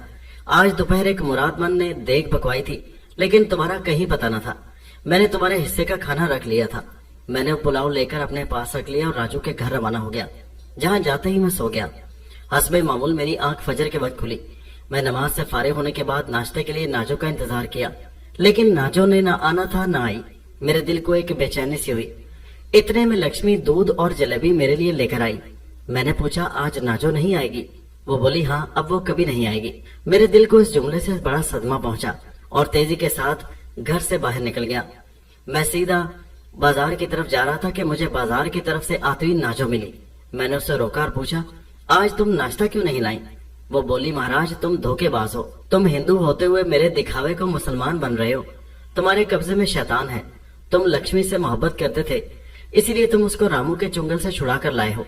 अब बजाय लक्ष्मी के तुम मेरी तरफ मुतवज्जो हो गए। मुझे धोखाबाजों से नफरत है। मैंने घबरा कर कहा, तुमसे ये बात किसने कही? उसने कहा, ये बात खुद मुझसे लक्ष्मी ने कही है। तुम हिंदू हो महाराज, मैं मुसलमान हूँ और हिंदू मुसलमान का कभी मेल नहीं हो सकता। मुझे खुदा को मुंह दिखाना है। मैं इस दिल को टुकड़े टुकड़े कर सकती हूँ जिसमें एक काफिर का ख्याल पैदा हो। महाराज खुदा के लिए अपना रास्ता लो और एक गरीब मुसलमान लड़की की तुम आकबत खराब ना करो। ये कहकर वो तेजी से चली गई। मेरी भूख उड़ गई। मुझे बेहद सदमा पहुंचा। मैंने अपने दिल को टिटोला। मुझे पहली बार महसूस हुआ कि मेरे रगो पे में नाजो की मोहब्बत बसी है। उसका मुझसे बदगुमान हो जाना मेरे वास्ते बड़ा अजाब था। मेरी समझ में नहीं आता था कि मैं उसे कैसे समझाऊं और लक्ष्मी के इस ऐब को बेनकाब करूं। उन्हीं ख्यालात में तकरीबन 2 घंटे गुजर गए। आखिरकार मैंने फैसला किया कि मैं लक्ष्मी से जाकर पूछूं कि उसने मेरे मुतालिक ऐसी गलत बयानी से क्यों काम लिया। मैं गुस्से से भरा हुआ जब लक्ष्मी के यहाँ पहुंचा तो वो मुझे देखते हुए बोली, महाराज अभी अभी नाजो आपके लिए ये नाश्ता दे गई है, खा लीजिए। वाकई मोटी रोटी जिस पर साग रखा हुआ था और दूध का एक प्याला मेरे पलंग के सिराने पर रखा हुआ मिला। मैंने फौरन नाश्ता खाना शुरू कर दिया। खाना खाते ही मुझे नींद का एहसास हुआ। मैं पूरी तरह नाश्ता कर भी न सका कि मुझे जबरदस्त नींद आ गई और मैं पलंग पर लेट गया और लेटते ही सो गया। जब मेरी आंख खुली तो मैंने अपने आप को एक बैलगाड़ी में लेटे हुए पाया। मेरे बराबर लक्ष्मी बैठी हुई थी और राजू बैल हाँक रहा था और गालिबन गाड़ी किसी गांव की हदूद में पहुंच रही थी। मिट्टी के बने हुए कच्चे मकानों की कतारें मुझे दिखाई देने लगी, लेकिन अभी तक मेरा दिमाग साफ नहीं था। मुझे अपने हाथ पैर बेजान नजर आते थे। यहाँ तक कि गाड़ी एक मकान के पास रुकी। दोनों बेटी और बाप ने मुझे सहारा देकर एक मकान के अंदर पहुंचाया जहाँ एक पलंग बिछा हुआ था। मुझे लिटाने के बाद लक्ष्मी एक स्याह फाम और मोटे से आदमी को लेकर मेरे पास आई और बोली, मंगू महाराज, ये है तुम्हारा अपराधी जिसने रामू को मारा है। यह चंडाल मुसलमान है। तुम रामू के कातिल की तलाश में हो। मैं इसको दूध में धतूरा पिलाकर यहाँ तक ले आई हूँ। आगे तुम जानो और तुम्हारा काम। मंगू ने कहा, अभी ये पूरी तरह होश में नहीं है। कमजोर पर हाथ उठाना बहादुरों का काम नहीं। इसको पूरी तरह होश में आने दो, फिर मैं इससे रामू का बदला लूंगा। मुझे होश तो था, एक एक बात सुन और समझ रहा था, लेकिन जिस्म की नाताकती के सबब उठ नहीं सकता था। थोड़ी देर में लक्ष्मी दूध का प्याला पकड़े हुए मेरे पास आई और बोली, महाराज, इसको पियो, तुम्हारे सर पैर में ताकत आ जाएगी। उठो और एक औरत की नफरत का मजा चखो। मैंने वो दूध पी लिया। न जाने दूध में क्या मिला हुआ था कि मेरे जिस्म में दोबारा तवानाई अपनी पूरी बहार के साथ पैदा हो गई। मैं उठना ही चाहता था कि मेरे कानों में अज्ञा बेताल की आवाज सुनाई दी और मैंने उसकी चमक को अपने से बहुत करीब देखा। वो कह रहा था, तुमने नमाज पढ़कर अपनी उस कुव्वत को खो दिया है जिसकी बदौलत मैं तुम्हारे कब्जे में था। तुमने मुर्दार गोश्त भी छोड़ दिया, लेकिन मैं तुम्हारा एहसानमंद हूँ कि तुम्हारी बदौलत मैंने उस राक्षस से इंतकाम लिया जिसके लिए मेरे पुरखे तरसते रहे और जिस इंतकाम के बाद मैं अपनी बरादरी में सबसे ज्यादा मुमताज समझा जाने लगा। मैं इस एहसान को नहीं भूल सकता। मैं तुमको जब तक तुम्हारी जिंदगी है नहीं छोड़ूंगा। जहां भी तुम जाओगे तुम्हारे साथ रहूंगा, लेकिन सिवाय आज के मैं तुम्हारी कोई खिदमत नहीं करूंगा। मैंने कहा, आज क्या होने वाला है? वो बोला, तुम जिस घर में हो इसका मालिक कलवा बीर का पुजारी है। आज वो तुम पर कलवा बीर छोड़ेगा। तुमने इसके भतीजे रामू को मोट की भेंट चढ़ाया है। तुम डरना नहीं, कलवा बीर के मुकाबले में तुम्हारी तरफ से मैं आऊंगा। खबरदार, दबकर गुफ्तगू न करना। मैंने कहा, अच्छा। ये कहकर मैं पलंग से उठा। मैंने लक्ष्मी से पानी मांगकर गुस्ल किया और वजू करने के बाद मैं असर की नमाज पढ़ने के लिए खड़ा हो गया। गालिबन मंगू मेरे नमाज पढ़ते वक्त आ चुका था। मेरे सलाम फेरते उसने कहा, मियाँ जी, तुम तो वाकई मुसलमान हो, लेकिन मुझे ताज्जुब है कि रामू की मौत को तुमने क्यों कर वापस कर दिया। तुम में मुझे कोई शक्ति नजर नहीं आती। मैंने कहा, इंसान में सबसे बड़ी कुव्वत अल्लाह पर ईमान रखना है। वो बोला, तो अच्छा, रात को मैं तुम पर कलवा बीर भेजूंगा। मैं देखना चाहता हूँ कि तुम कल्लू के पंदे से क्यों कर निकलते हो, लेकिन भागने की कोशिश न करना। मैंने कहा, मंगू, मर्द नहीं हारते। तुम मुझे इतनी इजाजत दो कि मैं अपना पलंग तुम्हारे मकान के बाहर डाल लूं, और इतनी इजाजत दो कि रात का खाना मैं किसी मुसलमान के घर से मंगवा लूं। वो बोला, लक्ष्मी तुम्हारे लिए खाना तैयार कर रही है, वो क्यों नहीं खाते? मैंने कहा, मुझे लक्ष्मी और उसके बाप दोनों से नफरत है। उन दोनों पर जो एहसान किया था उसका उन्होंने ये बदला देना चाहा है। मैं उसके हाथ की पकी हुई कोई चीज नहीं खाऊंगा। वो बोला, मैं साफ आदमी हूँ, तुम्हारी बात ठीक है। तुम मेरे पड़ोस में जो मुसलमान रहते हैं उसके वहां से खाना मंगवा सकते हो, मैं उन्हें कह देता हूँ। मैं मगरिब की नमाज पढ़ ही रहा था कि पड़ोस से मेरे लिए एक तश्त में 2 रोटी, सब्जी और दूध आ गया। मैं भूखा था। मैंने डट कर खाना खाया और पलंग पर खामोश बैठ गया। ईशा की अजान तक कोई हादसा रोनमा न हुआ। मैं ईशा की नमाज से जो ही फारिग हुआ, मंगू ने मुझसे कहा, होशियार, मैं जता का फंदा करता हूँ, कल्लू आ रहा है। चंद ही लम्हों में मैंने महसूस किया है कि एक साया मेरी जानिब बढ़ रहा है। एक लंबा तड़ंगा हवेला वो बढ़ता रहा। मैं देखता रहा। जब वो मेरे करीब आया तो मैंने देखा कि उसकी आंखें अंगारा जैसी चमक रही थी। वो अपने दांत पीस रहा था और बेहद गजबनाक था। आप यकीन मानिए, बावजूद कुर्बत के मैंने अपने कल्ब में कोई खौफो हिरास महसूस नहीं किया। उसने जो ही मेरी जानिब हाथ बढ़ाया, मैंने देखा कि अज्ञा बेताल झुका और उसके हाथ मारता हुआ इधर से उधर निकल गया। मैंने कलवा की चीख सुनी। चीख इतनी भयानक थी कि मंगू जो वहीं खड़ा था वो भी घबरा गया। कलवा ने दूसरा हाथ बढ़ाया, उसका भी यही असर हुआ और कलवा की दूसरी चीख फिर बुलंद हुई। कलवा अब तेजी के साथ मेरी जानिब बढ़ा। यकायक मैंने देखा कि उसके जिस्म के चारों तरफ अज्ञा बेताल इधर से उधर हो रहा था। फिजा में कलवा की मुस्तकिल चीखें गूंजना शुरू हो गईं, यहाँ तक कि उसने एक बड़ी भयानक चीख मारी। अज्ञा बेताल सर से गुजरकर नीचे की जानिब निकल रहा था। यकायक वो साया गायब हो गया। मंगू हैरान हैरान मेरी तरफ बढ़ा और बोला, महाराज, तुम वाकई शक्ति वाले हो। मेरी समझ में नहीं आता कि कलवा को तुमने कैसे खत्म कर दिया। कलवा को खत्म करना कोई मामूली काम नहीं। मैंने कहा, मंगू, अल्लाह से बढ़कर कोई ताकत नहीं। वो रोते बोला, महाराज, तुमने मेरी 10 बरस की मेहनत खाक में मिला दी। मेरी समझ में नहीं आता कि मैं क्या करूं। मेरी हजारों की कमाई का जरिया चंद मिनटों में खत्म हो गया। मैं नाहक लक्ष्मी और उसके बाप के फेरे में फंस गया। आप मुझे क्षमा कर दीजिए। मैंने कहा, ये बता दो कि मैं मजार शरीफ से कितनी दूर हूँ। वो बोला, मियाँ का मजार यहाँ से 5 मील के फासले पर है। क्या आप वापस जाएंगे? मैंने कहा, हाँ। वो बोला, मेरी बैलगाड़ी रात को 4 बजे आपको लेकर चल देगी और आप सूरज निकलने से पहले मियाँ के मजार पर पहुंच जाएंगे। लेकिन भगवान के लिए इन चंडालों को छोड़ जाइए। رات کافی گزر چکی تھی اور باوجود دشمنوں میں ٹھہرنے کے میں اطمینان سے سو گیا۔ 4 بجے مجھے منگو نے جگایا، بیل گاڑی تیار کی اور اس میں بیٹھ گیا اور پھر گاڑی چل دی۔ کچی سڑک کے پاس ہی تقریباً 2 گھنٹے تمام ہوئے اور جب میں مزار شریف والی پہاڑی کے نیچے پہنچا تو میں نے فجر کی اذان سنی۔ میں کود پڑا اور سیدھا مسجد میں پہنچا۔ نماز کے بعد میں مزار پر تا دیر فاتحہ خوانی کرتا رہا اور روتا رہا۔ جب دل ذرا سا قابو میں آیا تو میں مزار شریف کے باہر نکلا۔ میں نے احاطے کی سیڑھیوں کے پاس ناجو کو دیکھا جو آنکھیں بند کیے رو رہی تھی۔ اس کے دونوں ہاتھ دعا کے لیے اٹھے ہوئے تھے۔ میں نے آہستہ سے پکارا، ناجو۔ وہ چونک پڑی۔ مجھ پر نگاہ پڑتے اس کا چہرہ کھل گیا اور بولی، مہاراج مجھے معاف کر دو۔ مجھ سے خود لکشمی چلتے وقت اپنے فریب کا حال بتا گئی تھی۔ تب مجھے معلوم ہوا اور یہ بھی کہہ گئی تھی کہ وہ تم کو سزا دلوانے کے لیے ایک پنڈت کے پاس لے جا رہی ہے۔ اس کے اس بیان کو سننے کے بعد میں اس وقت تک نہیں سوئی ہوں۔ مجھے طرح طرح کے اوہام نے گھیر رکھا تھا، یہاں تک کہ فجر کی نماز کے بعد ہی میاں جی کے قدموں میں چلی آئی تمہیں مانگنے کے لیے۔ میں نے کہا اور میں مل گیا۔ اس کے بعد میں نے اپنی پوری داستان زندگی اس کو سنا دی۔ وہ دیر تک میرے حالات سن کر روتی رہی اور بولی، چلو ابا جی سے تم میرے لیے درخواست کرو، وہ انکار نہیں کریں گے، میرا ہاتھ ان سے مانگ لو۔ میں اس کے ساتھ اس کے والد کے پاس پہلی مرتبہ پہنچا۔ ایک سیدھے سادے بوڑھے انسان تھے، ان کی معمولی کھیتی باڑی تھی۔ جب میں نے ان سے ان کی لڑکی ناجو کے لیے درخواست کی تو وہ بولے، مجھے کوئی انکار نہیں، لیکن تم کو یہاں میاں کے مزار پر چل کر اس کی قسم کھانا ہوگی کہ تم ناجو کو کبھی کوئی تکلیف نہ دو گے۔ میں نے کہا بس میں تیار ہوں۔ وہ بولے، اس گاؤں کا ہر شخص ہندو ہو یا مسلمان ہر معاملے میں یہاں کے مزار کا سہارا لیتا ہے۔ تمہیں تعجب ہوگا کہ کوئی شخص میاں کے مزار پر جا کر بھی جھوٹی قسم نہیں کھاتا، ورنہ اس کا حشر اچھا نہیں ہوتا، خواہ وہ ہندو ہو یا مسلمان۔ ہمارے جھگڑے صرف مزار شریف پر طے ہو جاتے ہیں۔ 1 ہفتے کے بعد ناجو کے ساتھ میرا نکاح سادہ طریقے سے انجام دیا گیا۔ بارات میں میری طرف سے مزار شریف کے چند مراد مند تھے۔ نکاح مسجد کے پیش امام نے پڑھایا۔ ناجو سے نکاح کے بعد مجھے پہلی بار زندگی کی ان کیفیتوں سے دوچار ہونا پڑا جس سے میں شیطانی چکر میں پھنس کر محروم ہو چکا تھا۔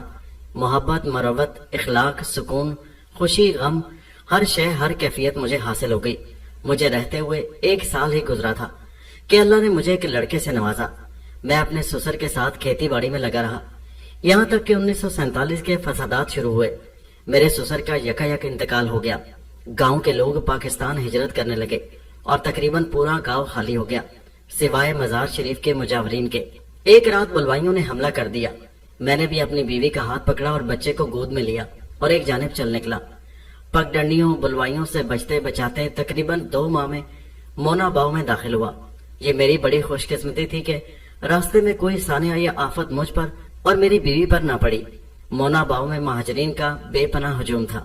بہت سے لوگ ہندوستان سے وہاں آ کر اکٹھے ہو گئے تھے جو پاکستان جا رہے تھے۔ انہی کے ساتھ میں بزریا لاری کھوکھرا پار پہنچ گیا اور یوں میری پاکستانی زندگی کا آغاز ہوا۔ میرے پاس اب تک وہ 14,000 کی رقم موجود تھی جو میں نے اگیا بیتال کی بدولت کمائی تھی۔ اس رقم سے میں نے سندھ کے ایک قصبے میں مکان خرید لیا اور ایک چھوٹی سی دکان کھولی اور آج تک وہیں ہوں۔ میری دکان اب کافی بڑی ہو چکی ہے۔ میں نے آپ کے لیے اپنا نام ممتاز محروم رکھا ہے، حالانکہ میں محروم نہیں ہوں، صرف ممتاز ہوں اور ہر طرح سے ممتاز۔ اگیا بیتال کی رفاقت کے بغیر ممتاز۔